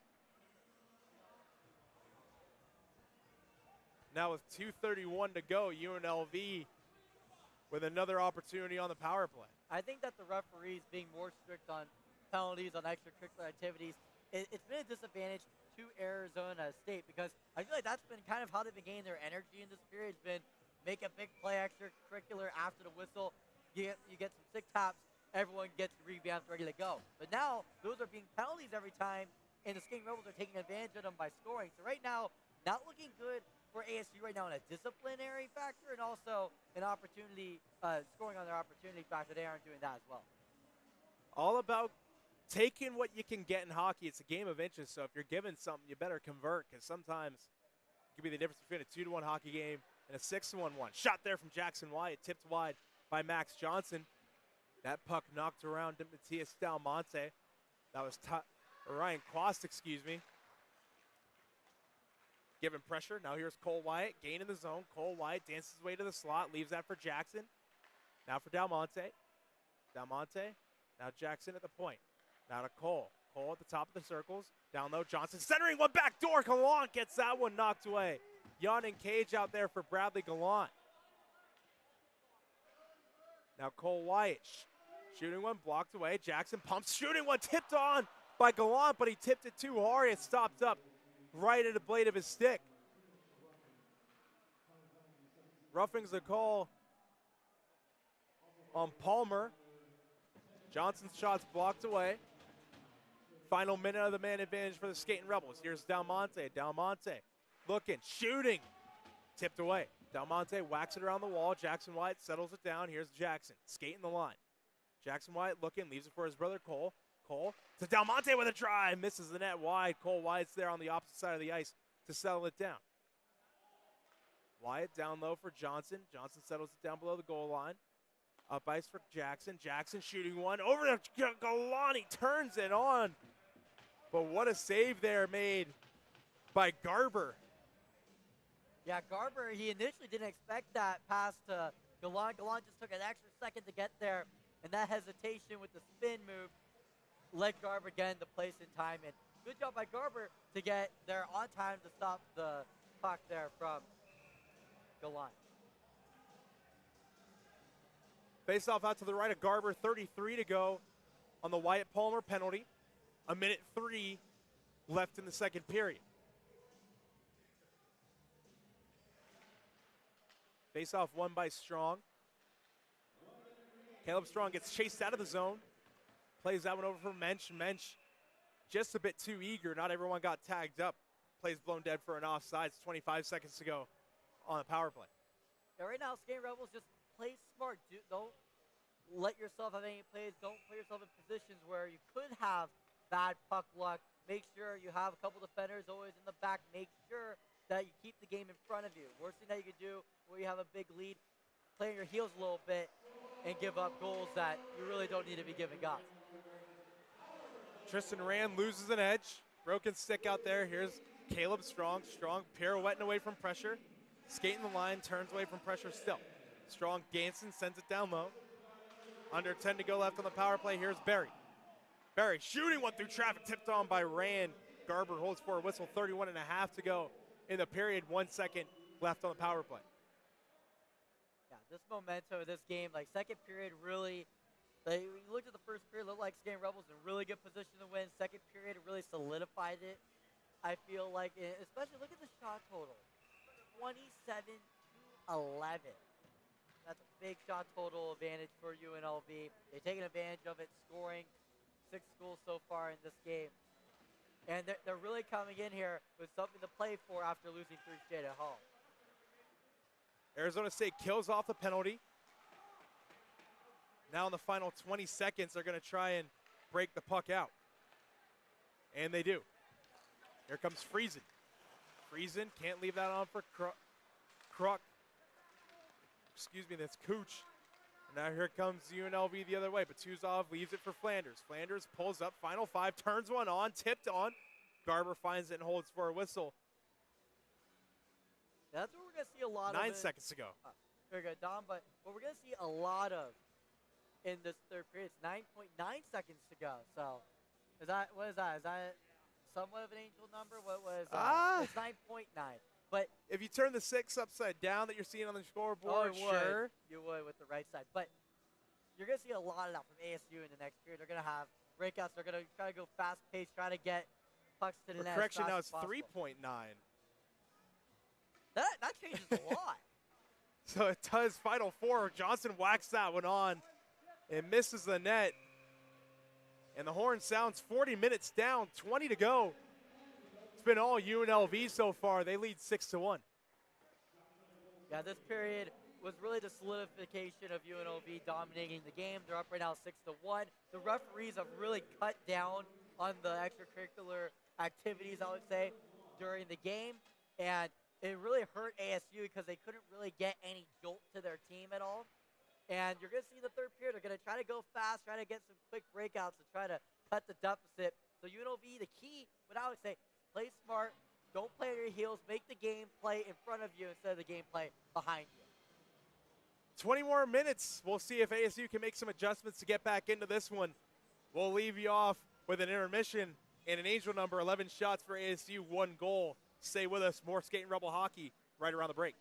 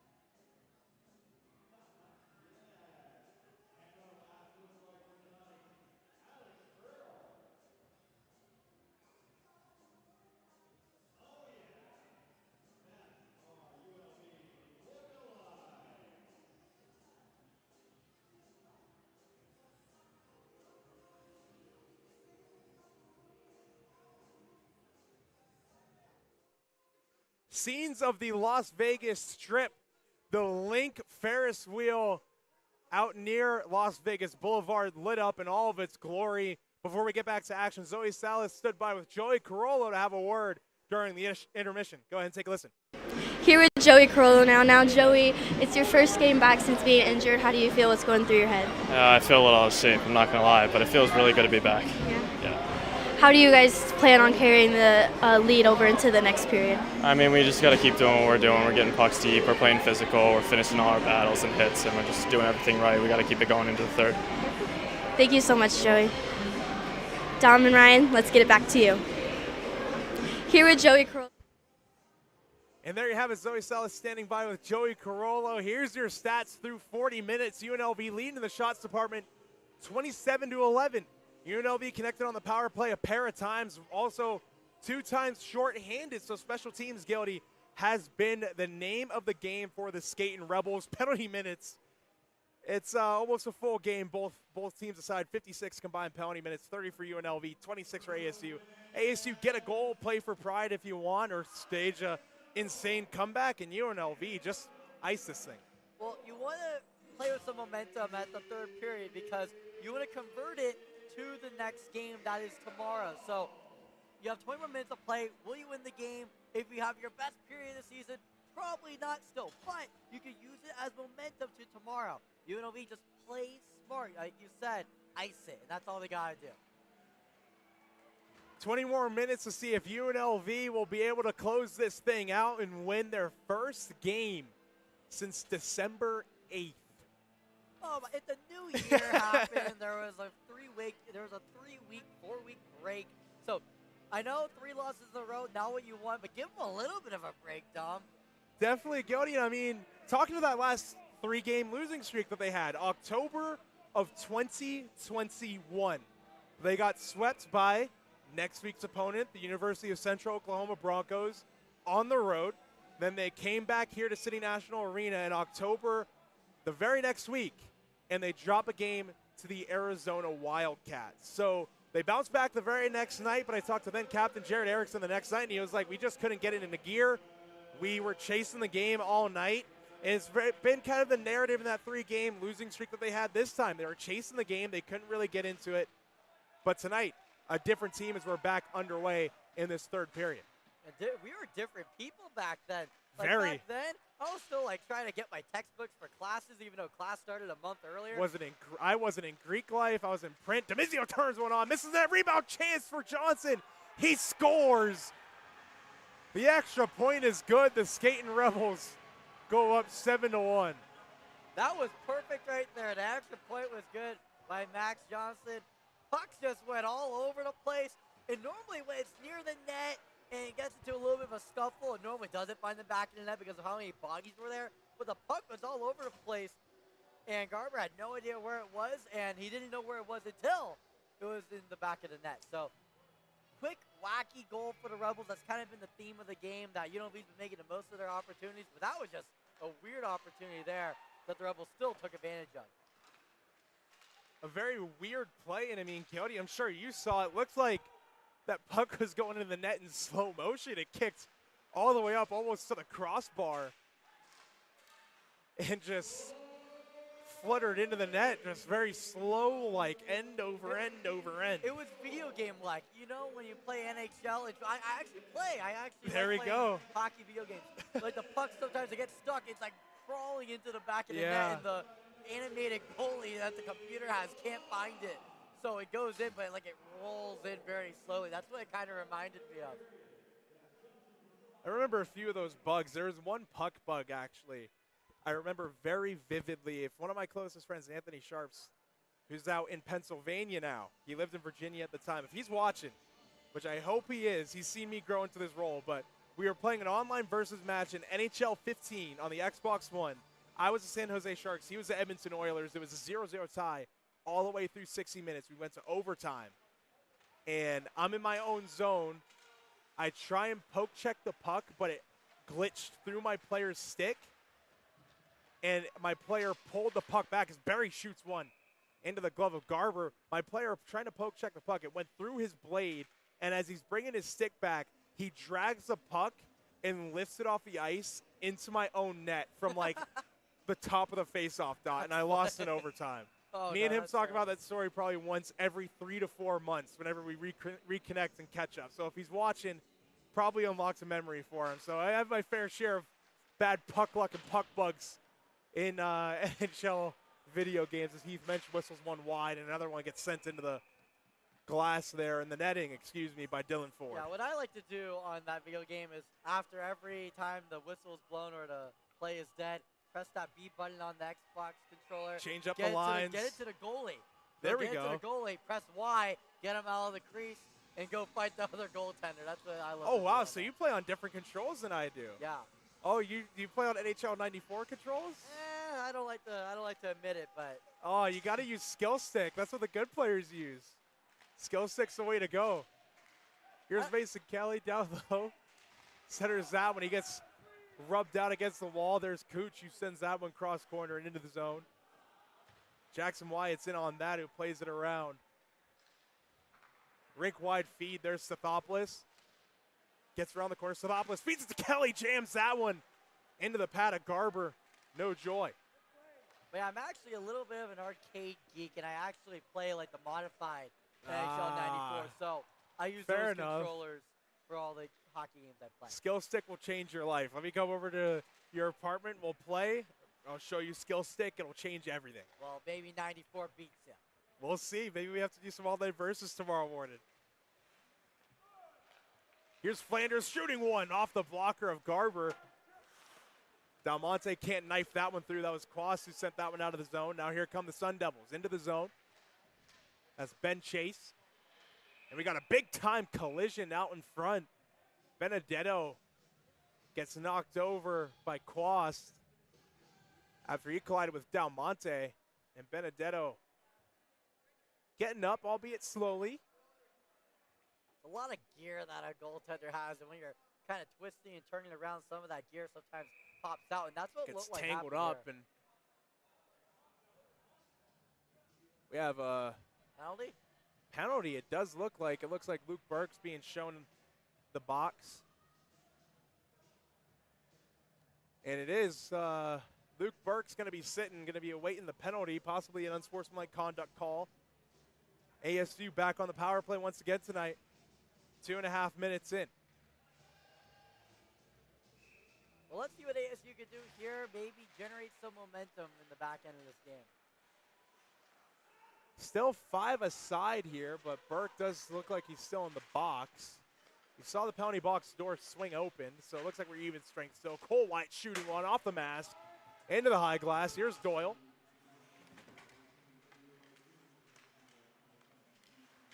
And now Flanders has that hop over his stick. A good point there, Dom. They even see the scoreboard show penalty. I all saw the penalty door open. Suppose it was going to be a shorthanded possession there for the Skating Rebels. Sounded like over the PA system it was a 10-minute misconduct. So that would make sense why it's not posted and we're still 5 aside.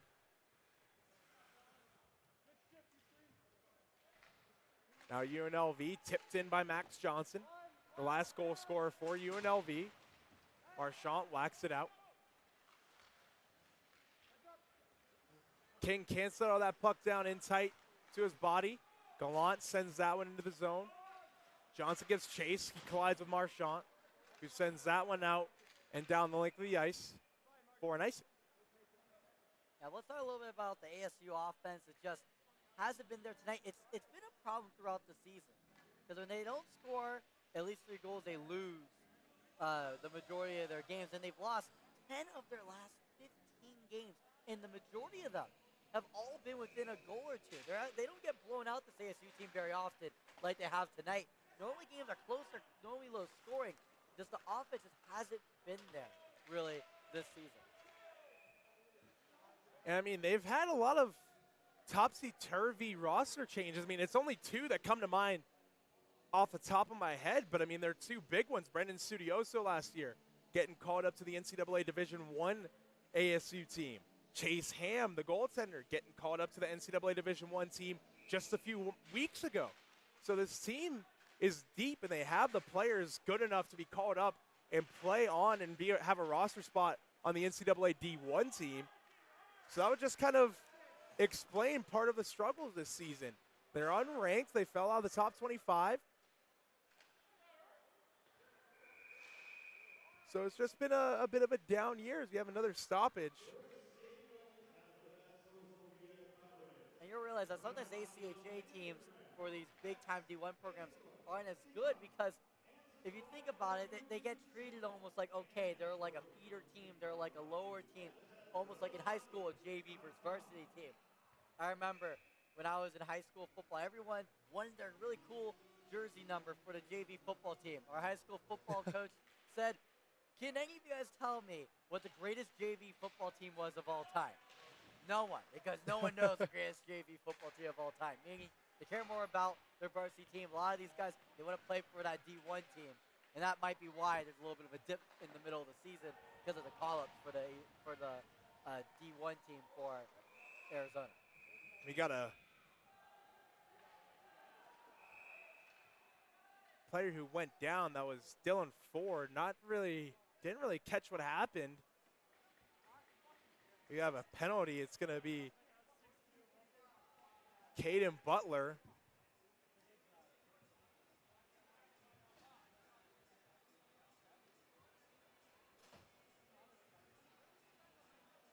I'm looking back on the stream myself to see if we can find what happened. Dylan Ford just got kind of blindsided by Caden Butler. Took a shoulder to the jaw. Now Caden Butler is going to sit.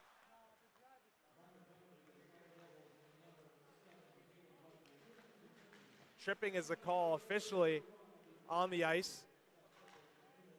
Cole Wyatt has that one deflect off of his stick. He gains his own after everyone tags up. Gets canceled out by Kennedy. Golan against the wall, doing battle. Wyatt scoops that for Jackson. There's Jackson, back over to Cole. Cole looking, shooting one, tipped away. Looking for the stick of Dalmonte, who was cutting back door. Jackson Wyatt back at the point again. Jackson Wyatt winds up, slap pass to Johnson. Johnson feeding one to the slot off the glove of Garber. Skips free to Kennedy, who sends it out. Fresh PK unit coming on for the Sun Devils. Now there's Cole Wyatt, can't scoop that one past Marchand, who sends that one on his backhand right back out.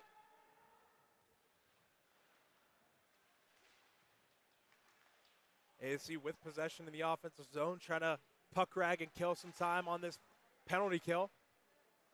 Marchand plays it rink wide, hops off the stick of White. White whacks that one right back up. Final 45. Here comes UNLV again. That's Rand. Tristan Rand up the left wing, dips below the goal line. Rand plays that one up and around for Barry. Barry settles it down in his skates, skates the line, leaves that for Mensch. Rink wide touch pass for Strong. Pirouettes the bouncing puck. Now Strong, down low for Stathopoulos. Stathopoulos looking from the goal line. Up ice Barry, final 25. Barry shooting one off the pad of Garber. Stathopoulos settles down the rebound, down low. Stathopoulos plays that one off the back of the net. Rand jamming at it, the post. Still jamming at it, loose puck, settled down by Stathopoulos on the back of the cage. Everyone whacking at it, skips free to Barry, final 5. Here's Barry skating the line. Barry shooting one, tipped away. Mensch settles the puck down. He skates the line. ASU back to full strength. Heath Mensch can't play it to the middle of the ice. He gets chased below the goal line. Mensch gets canceled out. Stathopoulos is there. Stathopoulos plays that one down low. UNLV still hard on the forecheck. Strong gets knocked to the ice. He bumps his man. Puck loose. Whacked on by Stathopoulos. That gets whacked right back up the ice. But UNLV still has possession. Dalmonte for Demizio. Here comes Demizio up the right wing. Cuts inside. Leaves it for Tuzov just out of his reach. Demizio plays that one back down. Hopping puck. Settled down by Batuzov. Played down low for Flanders. Gets canceled out. Ben Chase gets pickpocketed. Puck still advances up ice. Quast can't play that one over for Kennedy. Knee-high sauce. No icing. And that pass can't be chopped down. Icing waved off. Ian Erdman down low to retrieve. 12.5 to go in this third period of play. Erdman from below the goal line. Up ice, there's Kennedy. Now here's Kennedy up the right wing. He sends that one in.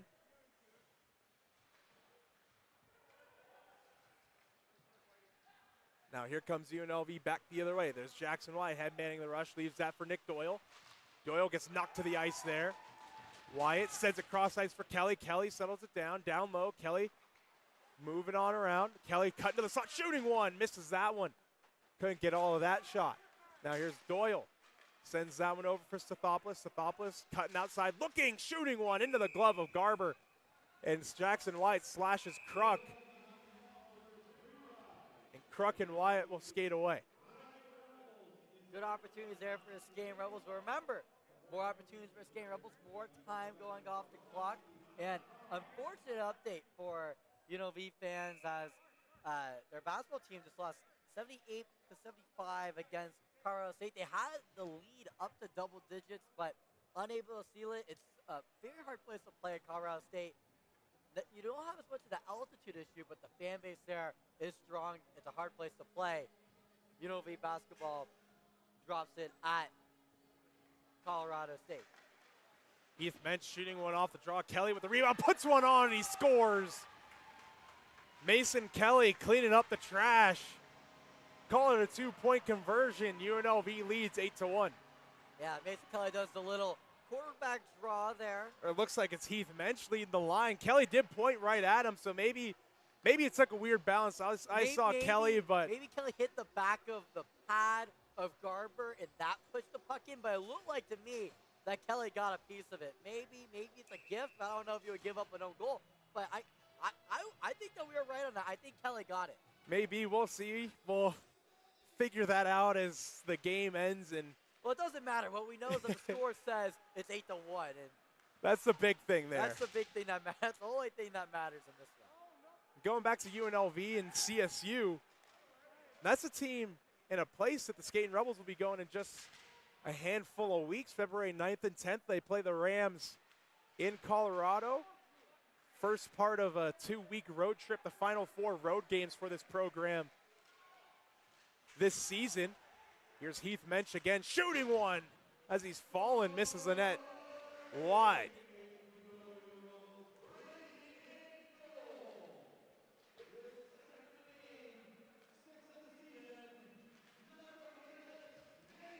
Mason Kelly announces a goal scorer, so I guess we were right. Yeah, I knew that we were right on that. Heath Mensch gets the primary assist, so Kelly has 2 tonight. No matter who goes in first, you know that Joel will make sure he calls who really scored the goal. And you see the intro today with the video with Joel on it? Yeah. He did his good old slogan of bit of a mind blank there. Yeah, I it mind happens. blanked for a second. It says like the Skating Rebels, but I mind blanked for a second. Oh, I do it too, man. I get you. It's live TV too. It happens. Yeah, well, it's not like I blanked out on live TV, Dom. Live YouTube.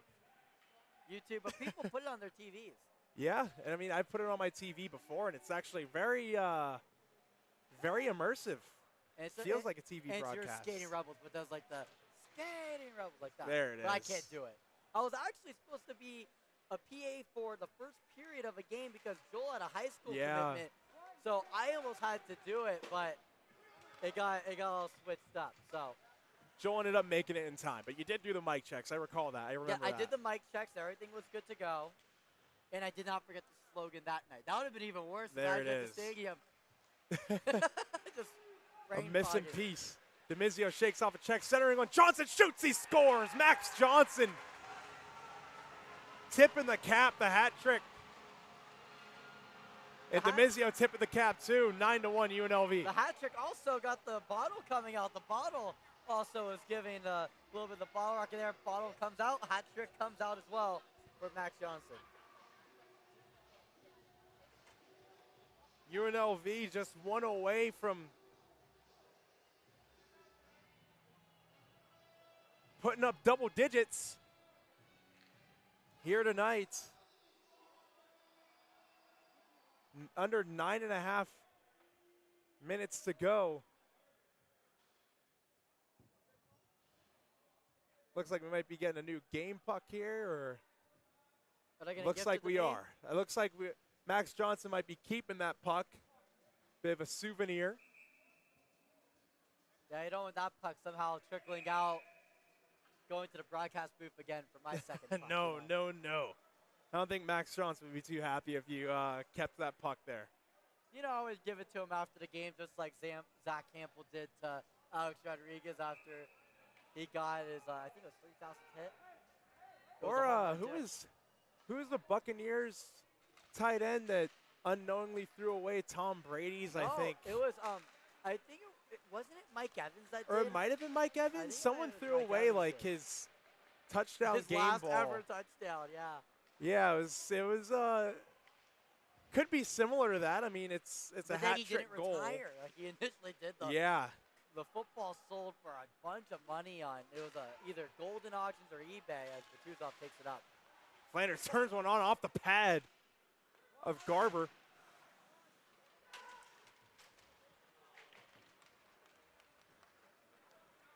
And now here's Connor Tillman the other way. Tillman tries to center one, can't complete that pass.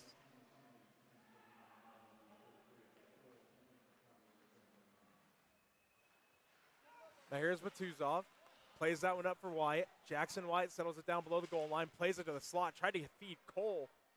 Went off of a body and deflected away. There's Cole for Jackson, gets that one knifed away. Mensch pirouette, shooting one off the chest. Kelly trying to jam at it. That gets cleared away from the goal mouth. Cole Wyatt gets that one knifed away by Crook. Now here's Kelly again. Mason Kelly plays it off the wall. Carollo plays it down low. Mensch is in the opposite corner. Jackson Wyatt tried to leave that for Mensch. Couldn't get there at first. He does when the puck's loose. Here's Stathopoulos. One-time drive into the glove of Garber, and he holds it for a whistle. Stathopoulos doesn't look like he got all of that one. ASU only held the one shot so far in this period. So far, only 12 compared to UNLV's 35. And you can really tell this game, it was one-sided to start off in the first period, and UNLV's kind of pulled away throughout the rest of it. Just under 8 to go, mercifully so if you're the Sun Devils, if you want to look at it that way. Shot there through traffic off the chest of Garber. Now here's Mensch. Mensch looking, shooting one off the blocker of Garber, way up into the netting, and blown dead for a whistle.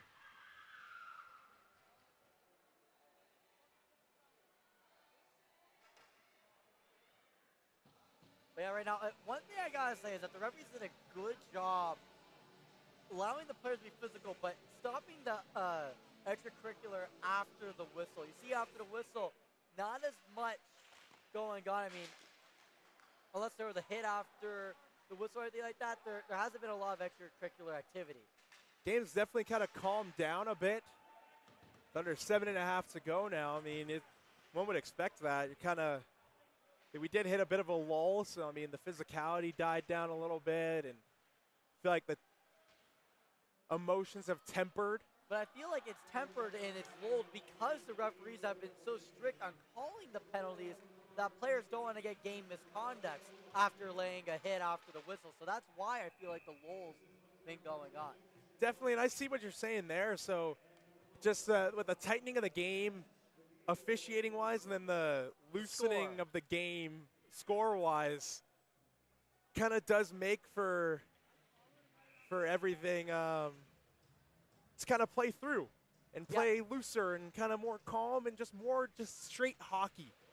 Yeah, and what ASU, I mean, they got to do, just go into tomorrow with some momentum. There's really no momentum that they have going into tomorrow. You can already tell that they're benched by the way that they're sitting back right now. They're only a couple players are even leaning forward, watching the game.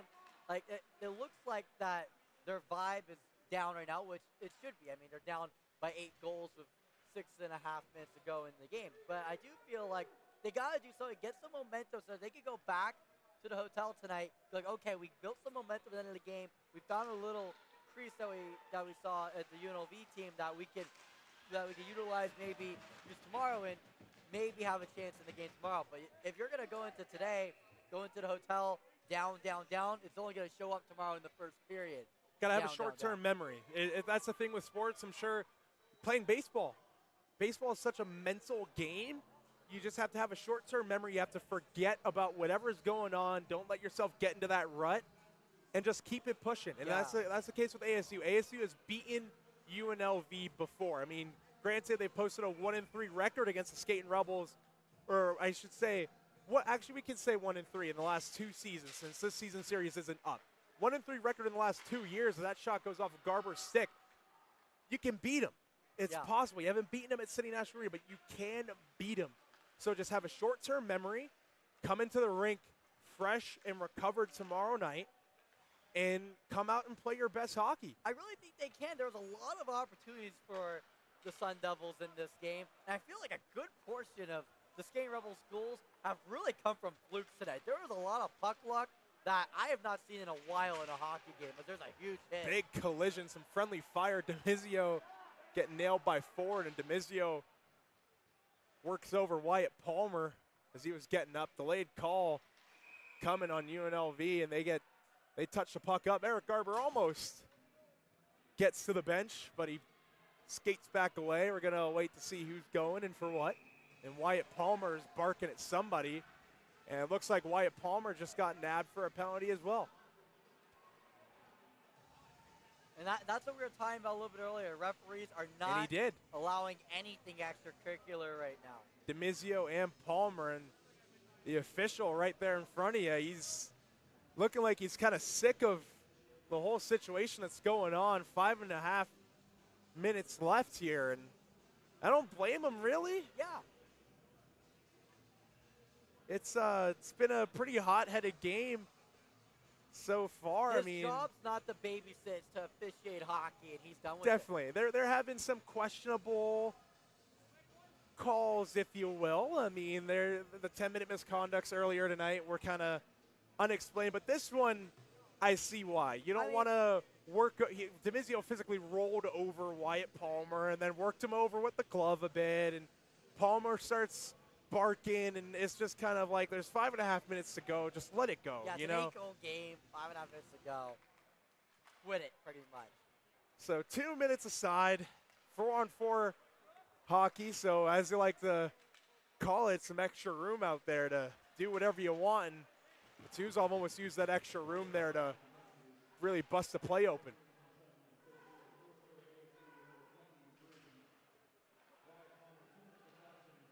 Now off the wall, here's Flanders, one-on-one. Flanders moving on in. Nick Flanders wrapping one off the pad. Carollo shooting one.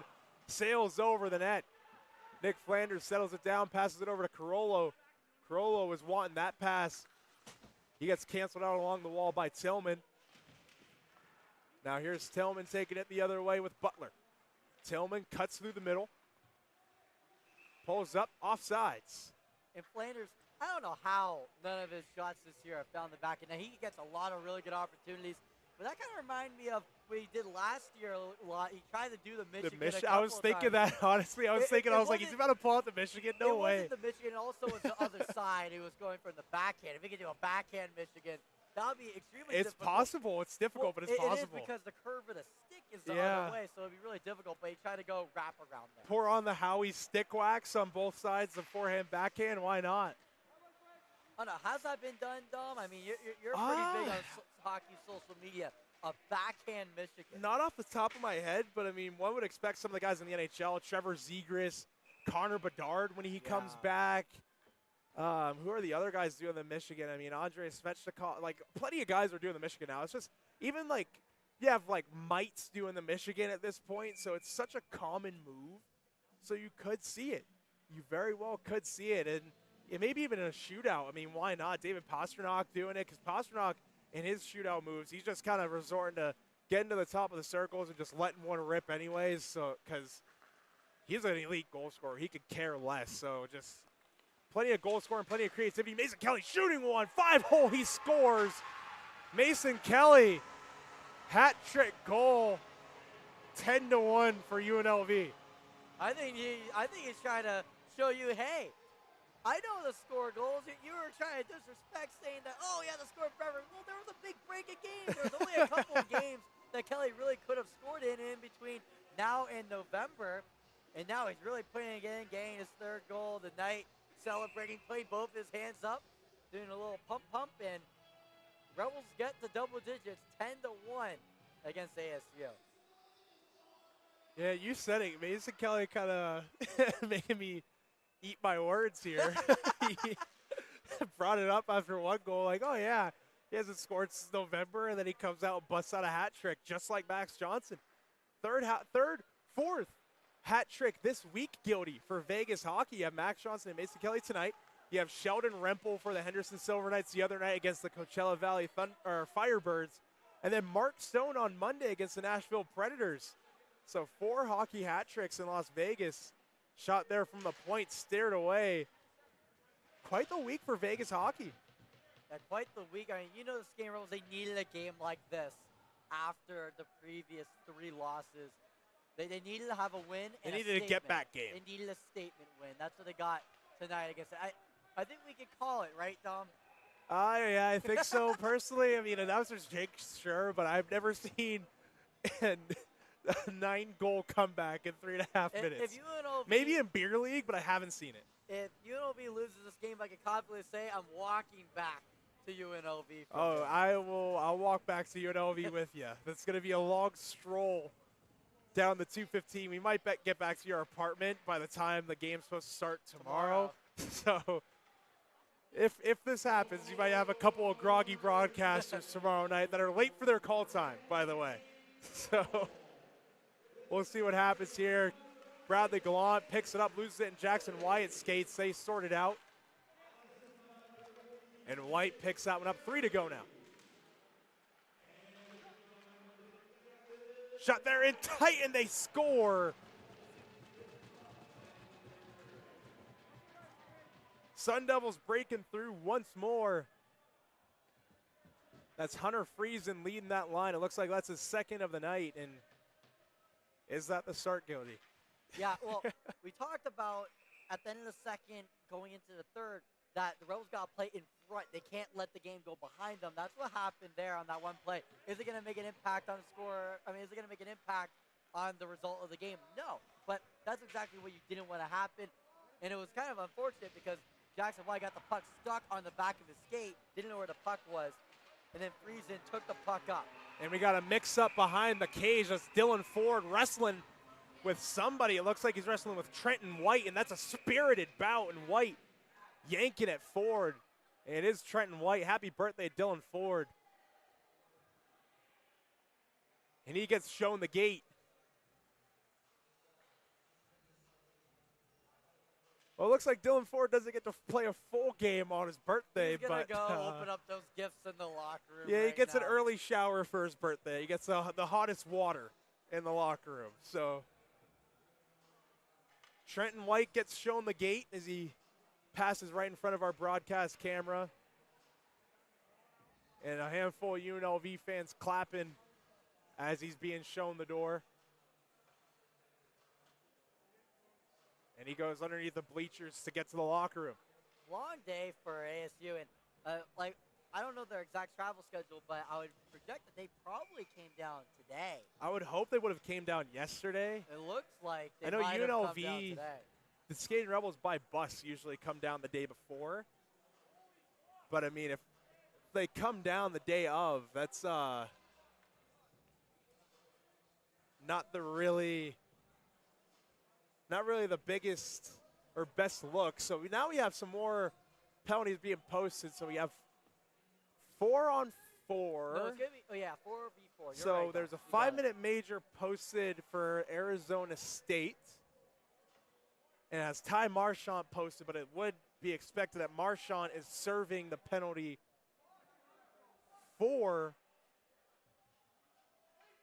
This is insane, Yodi. Yeah, a lot of penalty minutes in this game. A lot. But here's the thing, okay?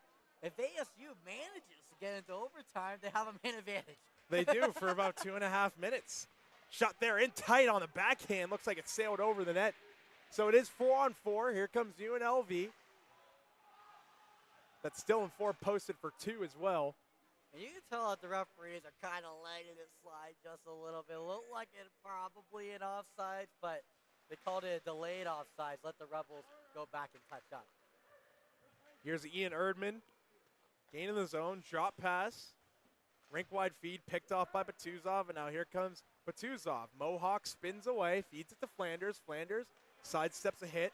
He'll pirouette away. He'll just scoop that one back and get changed up. Now here's Newland.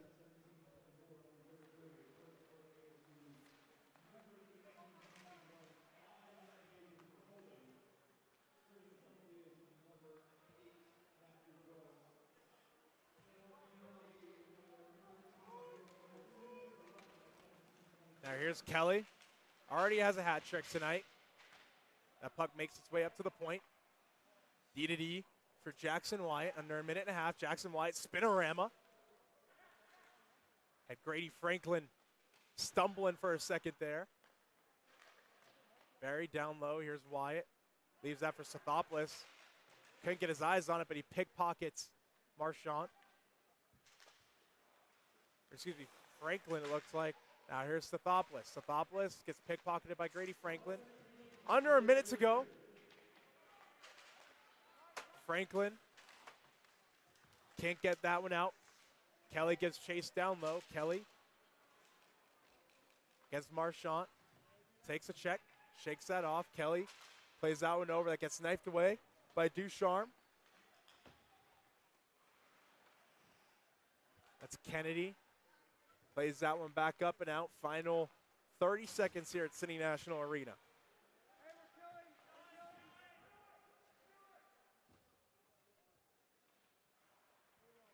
Now final 20, UNLV just taking a chill pill on the power play now. Here's Mensch for Carollo. Back to Mensch. Mensch shooting one in tight.